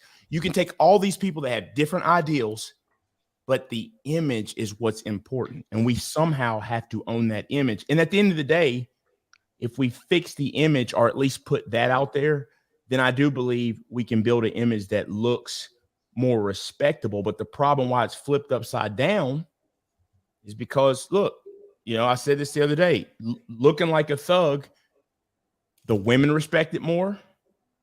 The younger men end up respecting it more. And that's where the problem is. So for me, it's got to be fixed through media. And then I just want to add real quickly, I do believe we all have to have ownership because I believe through all the generations, we pushed off stuff that as if it wasn't our fault when it was. If your children in your home growing up watch BET, part of the problem was you. It's just the truth. Yep. Now you may have raised them well enough to overcome it, obviously, right? I watched BET. I watched some of that trash, but I was raised well enough to overcome some of just the garbage. But we all have ownership in this. So ultimately for me, it just comes down to image, because that's the one thing that we haven't controlled. And regardless of our disagreement, what we have to remember what was brought up earlier. You have to remember when Jackie Robinson was celebrated, whole economies were lost. A whole league was gone. Concession stands, everything tied to that disappeared while one person was celebrated. So I'm okay with moving forward, but I'll be okay moving forward when I at least know that I've had some impact on at least the image, so that I am positive that those individuals have had a true chance to at least see us in a good light. And then they're able to make the decision. You want this or you don't. And if you don't, then that's on you. And I move on. So that's all I got.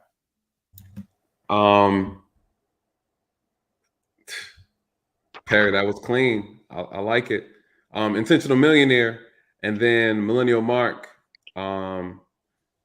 You're up after Intentional Millionaire, and then I want to hear what Awesome has to say. And then so Intentional Millionaire, what are your thoughts on that? I think we need to have both different types.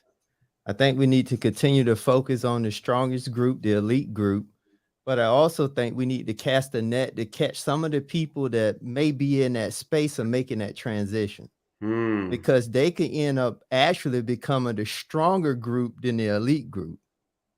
Okay. Because normally the ones that's in that changing state, they normally hit the ground running a little bit faster, a little bit harder, because they running from something. So they have a lot more energy to go a little bit more longer, to have more endurance. But because of that, I also think that when you think about just looking at the fix as a whole, I think the first thing is, I think Millennial Mark TV talked about it. We got to start looking at the teachings of the community. meaning start teaching the kids as soon as they start to read. Start teaching them how to read personal improvement, financial literacy, business concepts. Start teaching that at a young age, so you planting the seeds at the youngest possible age group. That's when their mind is a sponge. So you're leaving the seeds, so when they get older, some of these things can start coming to fruition. You tilling the soil, I like to say. But then in the process, I also think that the elite group, while they're running, they're making the staple and they paving the way. And then going back to what Perry is stating, they putting the media together so they can start seeing images of people that look like you and I. Because the reason why they're so critical is because the most powerful sense is the sense of hearing. Why is that? Because the world works in frequencies. So we got to continue to push out the old narratives and push in new narratives. But then they got to see us being the ones pushing it and not everybody else pushing it, because that's where a lot of confusion starts. But also in that same process, we got to also teach, going back to what Mr. Sam spoke about, was we got to now start teaching teachable skills where they can go out and be able to generate outside of whatever they may be doing in a profession. If they work in a 9-to-5 blue collar, white collar worker, they need to have skills that they can still generate, because we don't know how that may turn out. But if they always have skills that they can go generate income for their family, they'll always be in a power position, because they know internally they can go out and get something done, and they can continue to hunt, I like to say. So I like to say that it's all have to work together. But I think that everybody has to have a role. But I do agree with one thing a little bit Nate stated.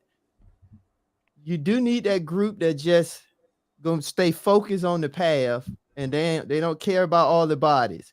But you need a group that's going to at least allow a person one chance. Because I like to say I'm the one chance guy. I'm going to give you one shot. But I'm only going to give you a shot if I saw you poke your head up in something, or you made yourself stand out that's going to allow me to give you a shot.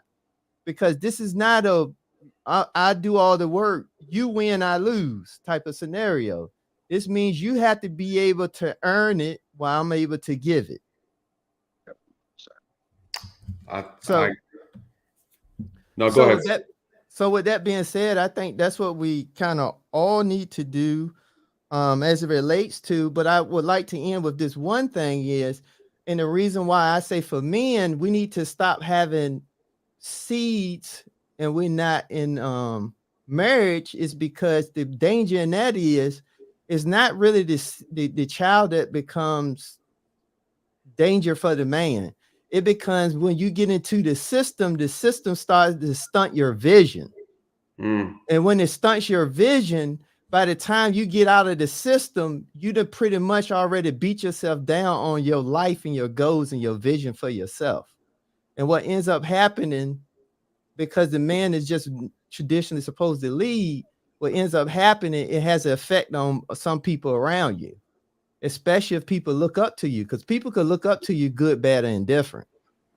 So I think those are just some of the things that we need to fix as a community. I'm not saying that's the end all be all, but I just think it's somewhere to start. Absolutely. You know, the reality, you guys, is and thank you, Intentional Million. I think that was flawlessly said. The reality is there's multiple battles to win this war, and each battle has to be played respectfully, right? There's no one answer. There's multiple issues plaguing our community. And if we want to do this thing properly, it isn't so easy just to say, you know, fellas do this, ladies do that. We're talking about orchestrating something that has to be implemented that we won't even see until generations to come, right? Unless we implement now. Millennial Mark, go ahead, brother. What you got for us on this solution-based? And do you believe we leave the 80 to catch the one, or what's your thoughts?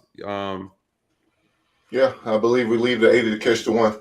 I mean, I believe that wholeheartedly. You can't help everybody. I mean, what we're doing on this panel right now, we've heard a lot of strong brothers speak, And I feel like we're leading so many people to the water. We can't control if they drink it or not. At the end of this conversation, when we're all done, to the people watching this, if they go and look at all of these channels and see what these brothers are doing, if they take anything from it, cool. If they don't, hey, the water was there. They chose not to drink it. We got to get rid of the individualism, that mindset. We got to start moving with intention again and stop being so focused on entertainment. We need to learn what it means to be part of the business class and not the class of consumers. And then, like I said, just overall, we need to get back into the mindset of being able to teach the next man. Because again, I mean, we're on this panel, and this is a panel of men who are away from the individual mindset. Every man on this panel has helped another black man in one form or fashion. This is how you do it. So if you don't know how to do it as far as creating a business and giving another black man a job, come up with a YouTube channel and have these conversations, because I'd like to think we may have reached one person tonight, and we did what we were supposed to do tonight. That's all I got. All right, that's what's up. Millennial Mark, let me ask you one thing though. Do you believe that we need to make an effort? I like how Intentional Millionaire stated that there needs to be some type of separate effort, right? We can put teams together, right? You know what team I'm gonna be on? I'm gonna be on the Left Behind team. So if everybody plays their part, right? Everybody plays their part. Do you believe it's important that we make an effort, whether it's one or two efforts, to still try to round up some people that might not have it all together? You know what? And this is gonna be the answer that you don't want to hear. No, I want to hear. It's my lived experience, and I've tried to help and elevate so many of our people. And again, like I said, you lead them to the water, they won't drink it, then you got to keep it moving. So, you can do 1, 2, 3, 30, 50, 100 efforts. If they're not going to drink, they're just not going to drink. So just my personal lived experience, I give people a couple chances, but, harping on it for the next 20 to 30 years, and our people still, wanting to choose to be lagging behind and want to, rather keep up with what's going on in the world of celebrities versus what's going on in our actual everyday lives to escape the realities of our everyday lives. Hey, keep it moving. Because you know what? I'm going to say this. The dominant society is not worried about the people who are at the bottom of their society. They're down there and they leave them there and they keep going. We need to get into that mindset. They will keep pressing forward and keep innovating and leave those behind. We are an emotional people, and we want to help our people, but we also need to understand that everybody will not go alone. That's true. And I'll only say this as the pushback is that, just like Perry said, and I'm echoing what he said, because I agree with him, that this was intentionally done. This wasn't something that we just came in this place because we're lazy and we don't want to do nothing, and we're just out here just trying to, live our best life through social media. We have to understand again that this was an intentional attack. It was directed to our community specifically. None other community that was this done to, right? There's an organized effort, right? We can call it what you want to call it, but the reality is this was done purposely. And I think it's because of that is why I have my mindset the way it is, that we have to reverse engineer these things like the media, and like Intentional Millionaire said, the image is so important that we regain control over that. Because even as what will end up happening is that the top society of the Black community will start to slowly dwindle. And what we'll see is we're sitting on top of an uneducated class, an uneducated group, because we left them behind and we didn't pull each other up like we were supposed to do. I would say, though, yes, it'll take time. And I'm not saying it's something that we waste time on. I'm just saying that there needs to be some type of effort in order to correct the things in play so that we can prevent from being attacked. I want to, Mr. Awesome. Indeed. What are your thoughts? And then we're gonna end with some final thought solutions, and I'm gonna go ahead and close it out and let Uncle Stu do his final piece. Mr. Awesome, what are your I know you said leave them all behind. Moving forward, moving forward, in your opinion, do you see the Black community coming back on top? Do you see us coming back on top, in your honest opinion? Absolutely. Said the inconsistent. The Quran says that the inconsistent has no peace, and nor can he be at ease with whom he concerns himself with. You see, black men, what a major issue is the way we look at things. We have to understand that in order to reach these brothers, we got to be able to give them opportunity. And in order to, you can't reach these brothers if you're not able to affect the bottom line. How do you affect the man's bottom line? By him being able to make a living wage. What I believe is a true solution is applying the pressure towards legislation in order to give us what they've given every other race. You know that in 1988, what they gave the Japanese reparations. I'm sorry, say it again. No, I was agreeing with the Japanese. Yeah, absolutely. They received reparations in 1988 for the bombing of Pearl Harbor. Excuse me, not Pearl Harbor, but their country. The Jews received reparations from, and not only America, but Germany and so many other. They just gave $38 million at the drop of a hat to Ukraine. You see, black men, they'll give everybody opportunity, but see, except us. And the reason they won't give it to us is because they know what we're going to do with it. They know if the playing field is level, black men coming for it, and they know it.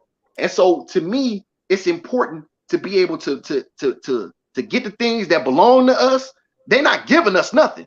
Our people built this country, and we have to take what's ours. You see, we don't take what's ours. But you know what killed me about a lot of brothers? They'll get mad at a black man. You want to kill him about $100, but these white devils treat you like a piece of shit. But you don't do nothing to them. And see, that bothers me. And see, so that same aggression, we have to learn how to the same laws that enslave man are the same ones that will liberate.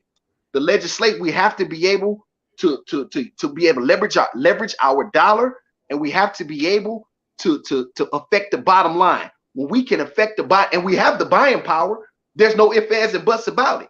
I know it's there because we've seen black people's. I mean, there's no telling how much. We spend money. We quick to spend money, but we have to be able to do. I'll give y'all a quick something y'all brothers are probably familiar with. You brothers know in '94 the crime bill came along, which everybody signed off. Our black leaders failed us.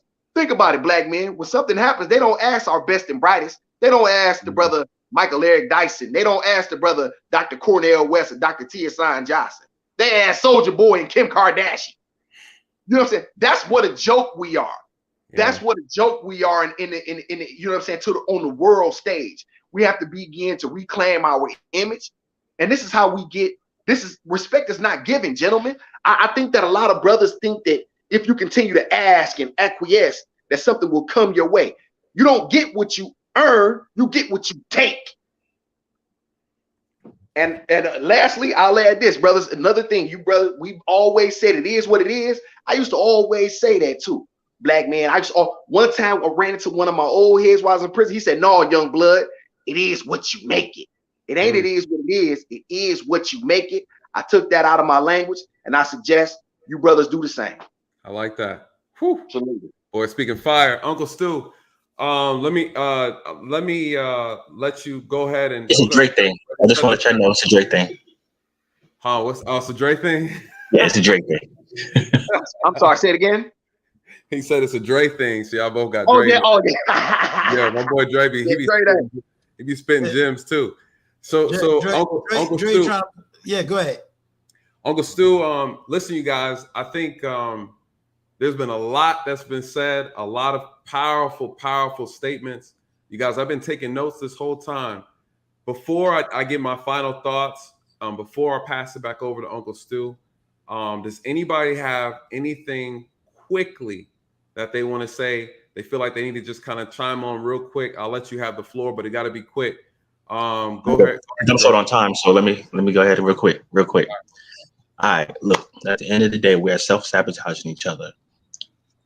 Women are being indoctrinated with propaganda that is killing our community. We have black men that have no understanding of human life. We need to get back together. And you want to say a message. What the message is, each one teach one, We need to go ahead, and I'm kind of stuck in the middle. We can't stop this train. This train has to move forward. Okay. So I'll go ahead and leave some behind, but I designate a couple few to come back, kind of like law enforcement. You got the entry team and you got the recovery team. Let There the you go. entry team go ahead and educate everybody and push them forward. Have the recovery team, once come back and get the stragglers. But we have to be able to move forward. We can't be stagnant waiting on one. This is not something we could grade with a curve. We have to move forward. We have to raise our standards, and we have to push off people to live up to these standards that we set for ourselves. There can't be any deviation from it. If we expect to be respected as an economic power, as a strong race, as a unified race, we can't sit down and acquiesce to the buffoonery. We have to move forward, educate those that want to listen, and then come back. Because at the end of the day, the ones that we leaving behind is going to see us move and going to see us triumph. And those are the ones that's going to come forward like, all right, okay, I see what you're talking about. And let them know it's going to be some work, because the work is going to change your image and your mindset. Because these folks here that we went along with, you see where they at. We ain't forget about you. We just left you so you can see for yourself. And that's the thing. There's a difference between being left behind and forgotten. Mm. We ain't forget about you. We know you're there. And we're doing it so you can see. Because I can tell you everything under the sun, but you got to see it for yourself. And that's my piece. Shit. Difference between being left behind and forgotten. I like that. You've shifted my thought process too. I believe, put a little power team. I'll probably lead the power team to catch the stragglers, you guys. My heart is in it because I love our people. And that's fine. I don't mind falling on that sword. But I do believe that, it's not okay to leave greatness behind. And at the same time, Dre is absolutely right. Little Big Nate is absolutely right. Awesome, Dre. I mean, everybody has not said anything wrong up here this entire time. At the end of the day, the train has to move forward, and it has to move forward strategically, though, right? We can't move forward with an individual mindset, because everything that we do as individual affects the collective. Why? Because your skin is black. Oh well, welcome to the forever membership, right? So you can play and what do you say? You're not black, you OJ, right? We talked about it on my channel. You could be who you want to be. At the end of the day, you still a Negro. Anybody else want to do a quick thought? Vaughn, I can't see your face, brother. Yeah. I mean, go ahead, Mr. Talbert, and then I got you awesome after this. Just one thought that has followed me my entire life, and it was the words of Aristotle. Excellence is not an act, but it's a habit. Teach excellence. Good one. I like that. Awesome. What you got for me, brother? Yeah. Okay. One I thing I thought you were learned. asking me. Sorry. How many My awesomes we got? No. My bad. Oh, that's Okay, Vaughn. No, because I can't see you, Vaughn. That's why. I'm sorry, sir. You good, brother. You good. Go ahead, awesome. I got you next, Vaughn. Okay. My apologies. Yeah, gentlemen. One thing about sitting in them cells so long, I learned how to think. I learned how to think like the white man, and that's one of the best things that ever happened to me. Collateral damage. It's the same way he thinks, and that's this. You know what I'm saying? And that's just the bottom line. Truth be told, black men, we in a war, and that's just the bottom line. And everybody can't make it. A lot. Millennial Mark has said it. Awesome. That's the other Dre. You know what I'm saying? Shout out to all you black men, because in the end, we're up against it, and everybody's not meant to go with us. But I will say one thing that gives a black man such as myself hope. Being on a platform and meeting black men who from different backgrounds, who deal with these same issues, and who would like to see things move better for our community, and who would like to, stand tall. That really, like, platforms like this help, because seeing black men, we would have never met otherwise. And so this connects us. And so to me, I don't believe we need that many, truth be told. You know what I'm saying? I would suggest maybe 5-10% of brothers, because in the end, you know what I'm saying, when our our community changes, and it'll go as we go. And I'll leave it at that. Agreed. There's 20 million brothers, right? We talking about 5-10%. Whoever could do that calc. Who the smartest one with the numbers? 200,000, give or take. No, 2 million. That's 2 million, right? 10%. Yeah, 2 million. Shoot, all right. That's a lot of black men. That's a lot of black men. Yeah, it's enough, and it's not just any black man. We need the black men in their specific professions, right? To where areas where we need the impact, right? So it can be done. I'm gonna task everybody at the end of this whole thing, you know, over the next couple days or weeks or so. I want everyone to come up with their way of how they would implement the change, right? We hear the strategy, we know what the problem is. How would you, if you were in charge, if you had all the money, if you had all the resources, you had all access to all the necessary black men, how would you implement the change so that it also ripples down in time in order to slowly create change, right? That's going to be the task of the homework. Von Bryant, what you got for us, brother? Your 2 cents. Okay, so I'm going to leave on this note, you know, and I just posted it in the chat. All right. But, you know, we're so good at being so critical of other people, you know, and we're so good at being judgmental. You know, oh my God, we know how to judge another person, you know. But before we get off into that, I think that we all should examine our own selves. In other words, look in the mirror before you look out the window. And I just want to leave on that note. I like it. Anybody else? Perry or Intentional Millionaire, do you have anything you want to say? Or Perry, you got anything you want to say closing us out? Yeah, you want to go ahead, Intentional Millionaire? Yeah, I think Vaughn just stated it. I think the key thing is we just got to always identify where we fall short, patch that hole up, but then figure out who we're gonna pull up while we're running. Because I think the problem, you know, when we just think about being individual and not necessarily looking for somebody else, you got to think about we all got to where we at because somebody instilled something in us. Exactly. So we just kind of I like to say that's the way to pay it forward. But I think the key thing that and I'm gonna end with this is the key thing, you know, that you spend the time and effort with someone that does something that presents that you should take the time to put in them. I think that's the key, because I think we sometimes think that we're saying help everybody. I don't believe in helping everybody because I understand that casualty is part of war. So there will never be a war and nobody die. That's just it. So for me though, but I do know that it may be that one person that may have, you know, failed or whatever the case may be, that may need assistance just to say, come on, I got you, let's go. And they run with you.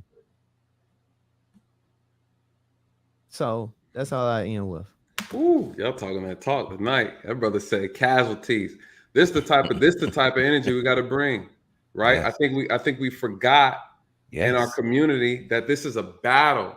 And Millennial Mark said, he said we took our foot off the gas pedal. He's absolutely correct. After the civil rights movement, it seemed like everybody tried to chill, like we won it, we made it. This is an everlasting battle in this country, and every race, every group is fighting their battle respectfully, right? Again, this is a race between races, and we're the only ones not playing on the same team. I agree. Our situation is extremely different than everybody else's, and therefore it has to be addressed differently. The textbook economics isn't going to work, right? And so, again, we know that we've been purposely attacked, and therefore we have to then utilize and understand the same weapons that have been used against us. We have to then use those same weapons to get us out of this situation. It's called reverse engineering, you guys. I use it all the time when I'm interviewing and investigating people, and it works. All right. AKA reverse psychology. That's all it is at the end of the day. All right. So Little Big Nate, I can't see you. Did you want to chime out before we close? No, man. Just no, I greatly appreciate you letting me up, and look forward to hearing from Stu. Look forward to hearing from all of you in the future. Absolutely. Little Big Nate, and I appreciate you and your passion. It's needed and necessary, And I think we're all needed. We just all need to be in our respective groups, right? In order to fight the battles and the different battlefields, as we know there's multiple.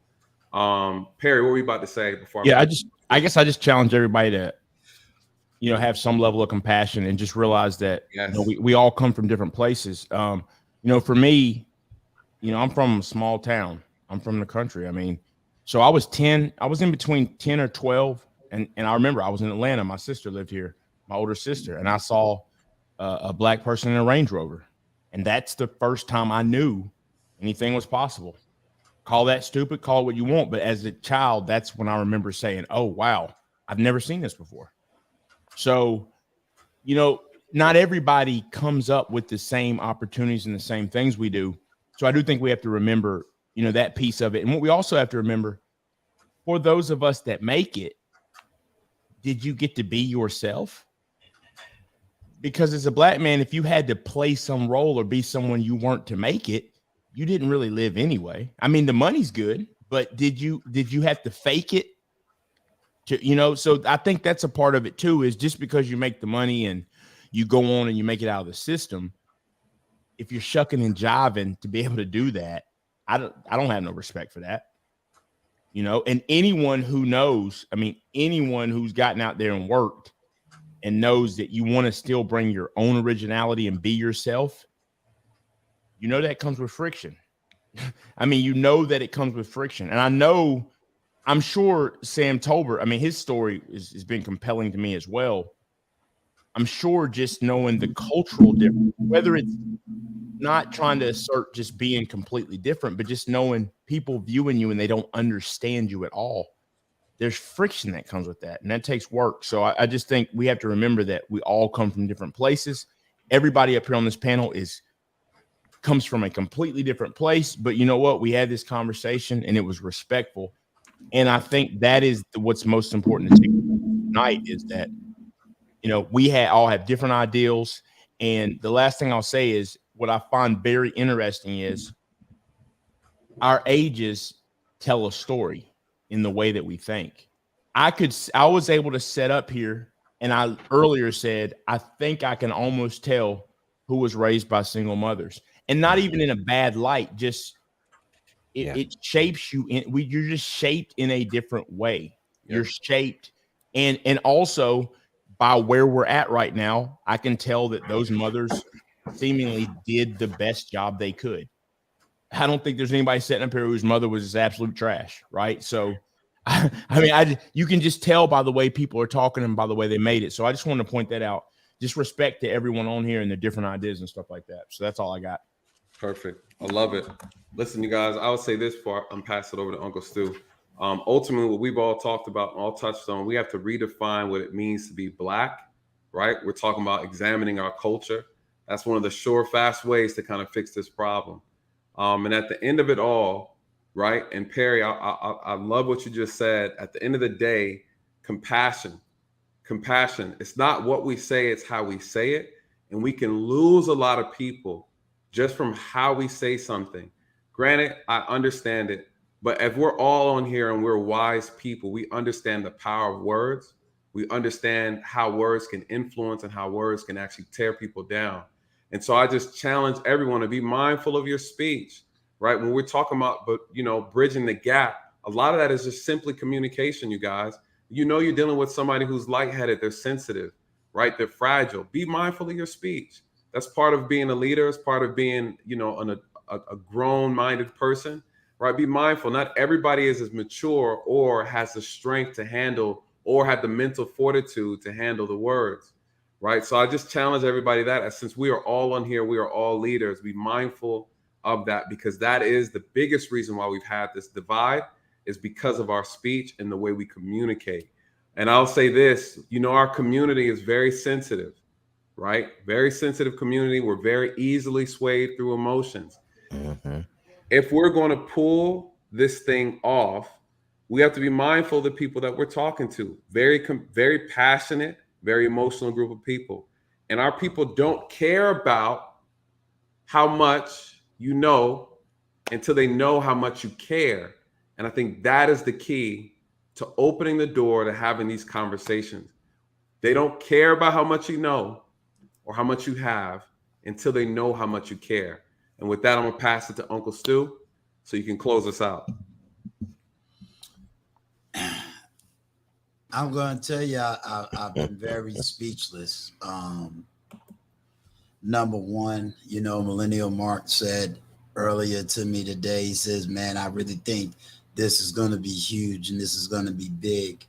And I'm going to tell you, gentlemen, I got 60 people in the chat looking at this, and I took a brief look, and the only person that's really beating us is Pocket Watch with JT, and I don't have a lot of his people.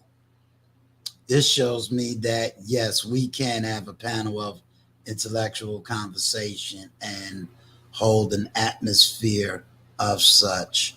I also want to say that I am very humbled that I was able to have 9 people on the platform and it doesn't look chaotic. It doesn't look chaotic. We didn't have no chaos, no craziness, no going to the left, going to the right. It is truly amazing. Again, you know, I am humbled by having Little Big Nate on the platform and Sam Tolbert on the platform, not dismissing anyone else, but I know that these two gentlemen have years on the platform. You know, they got years out here on the battlefield. And for them to grace this panel and to grace me was just so humbling. And again, I say thank you to Little Big Nate and thank you to Sam Tolbert. I reached out to a lot of other people and they came. We even had Nelson's counseling came through. He's listening in the back, and I'm quite sure he's heard the conversation, and you know he's going to come with his therapy. I want everybody to know in the chat, I really appreciate you. I really, really do. And I have a lot of work to do in the background. A lot of studying to do, a lot of preparing to do, a lot of reorganizing to do, as far as, you know, where to go forward, where to go forward. I know, Nathan, you took a lot of notes, and I'm quite sure a lot of people took a lot of notes. I'm trying to produce the real media to change the real image. I grew up with intellectual people. Lucchese asked about women. Lucchese, I'm gonna have to get with my mastermind group. I don't know if I can pull off a panel of women. I know I got to get the brothers right. We got to. Our image is bad. We're being battled on so many fronts. I can't sit here and be trying to be the police for every black man, but I also can't, you know, I just don't know. I'm going to definitely talk that over. How many women can I get on a panel to talk like these gentlemen talked? How many women can I get up here that's not going to slip into the blame game? One thing I'm going to say, we've been rocking for 4 hours. And I want every black woman to know, not one of these men blamed the women for anything. Not one. How many women can I get on the panel that's not going to blame the black man? Gentlemen, I'm sorry. I'm going to give you a clap. If y'all can hear it, that's real. I'm 1 minute away from 4 hours, and none of these men blamed a woman. If y'all don't walk away telling other women that there's a group of black men that has taken total accountability and moved forward, if y'all don't brag about this message, I don't know what I'm going to say about you. All these men from different generations, and not one blamed the black woman. I know how Little Big Nate talks on his platform. I know what he teaches. I know the fire and the compassion. That's why I needed him on the platform, because I know him.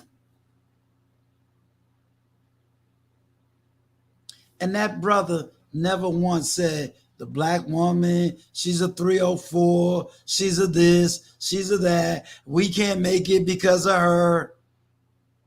No, he took the holistic approach.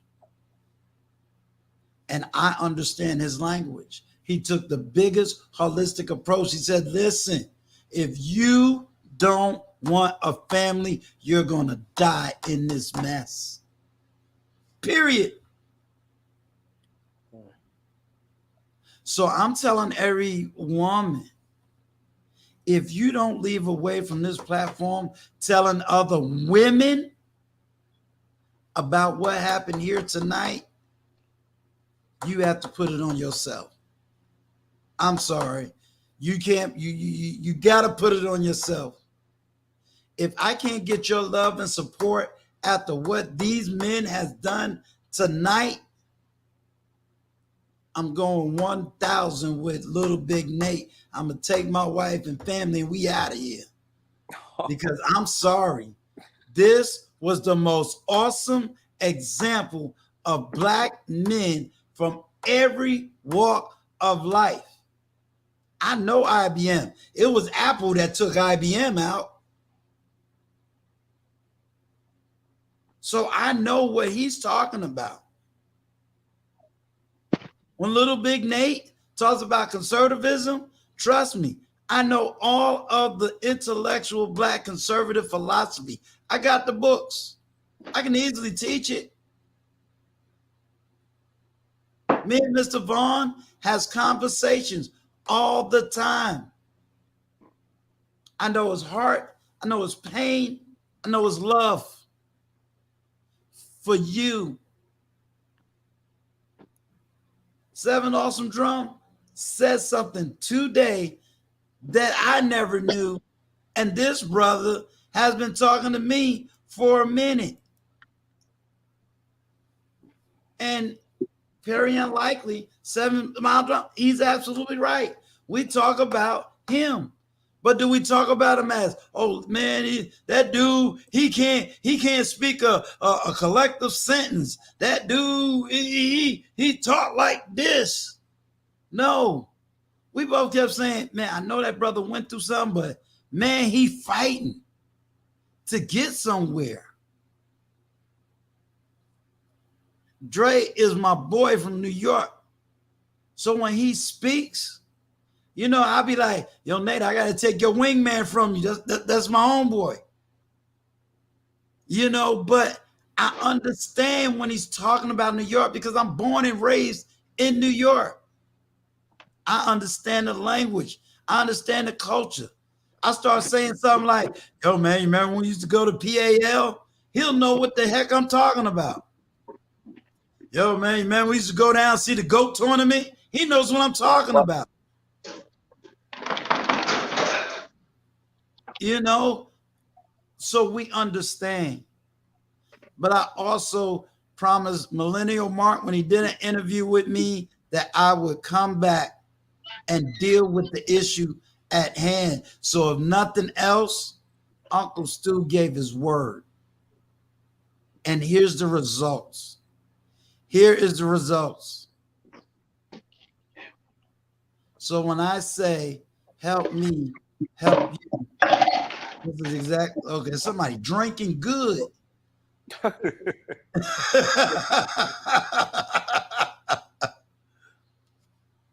When I say, help me, help you, that we could. You going out with them on?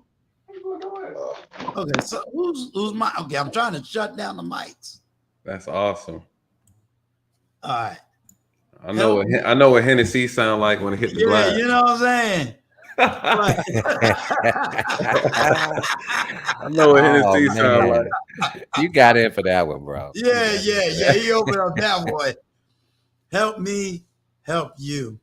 And what I'm going to say is for everybody that's here, you help me help you. Hit my community tab up.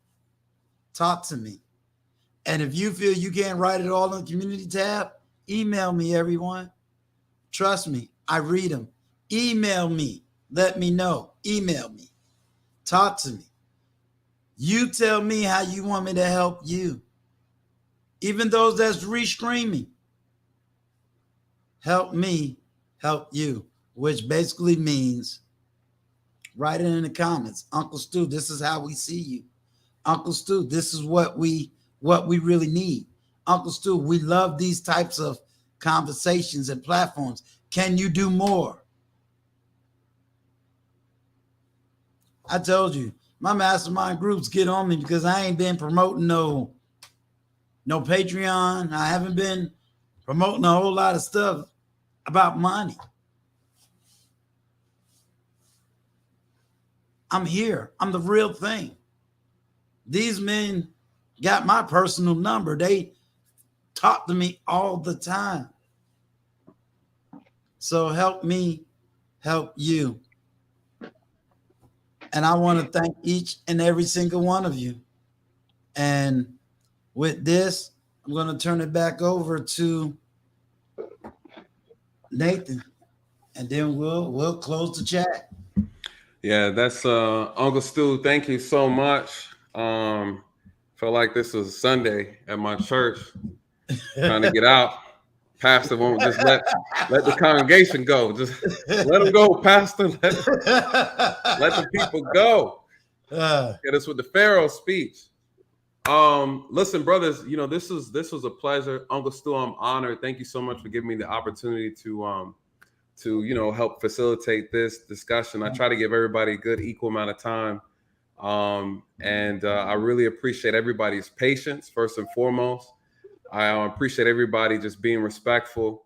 At the end of the day, you guys, we all have the same goal. We want to see our community on top, and we want to see us better than we were. And that's just the truth of the matter, And so, again, I'm not going to keep you guys. Thank you guys so much. Please pay attention to your emails. We're going to do a part 2 of this thing, but we're going to talk about the tactics on how to actually implement what it would look like.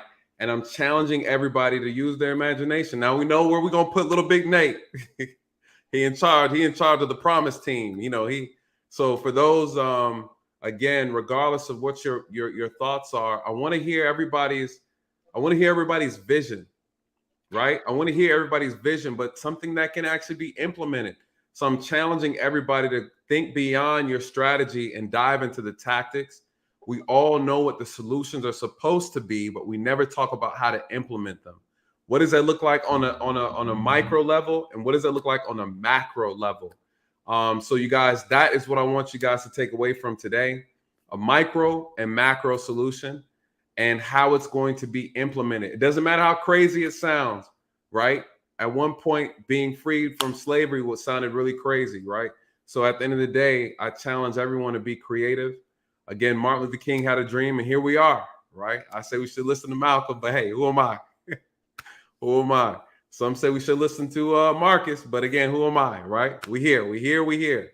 So at the end of the day, you guys, that's it. Uncle Stu, thank you so much. Thank you, everybody on the panel.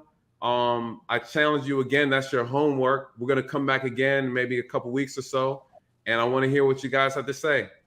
All right. And with that, you guys, I'm out. All right. Anyone that can hang out in the back, I'm about to shut this stream down. Shut it down. Ladies and gentlemen, we thank each and every single one of you tonight, and we are out. Peace.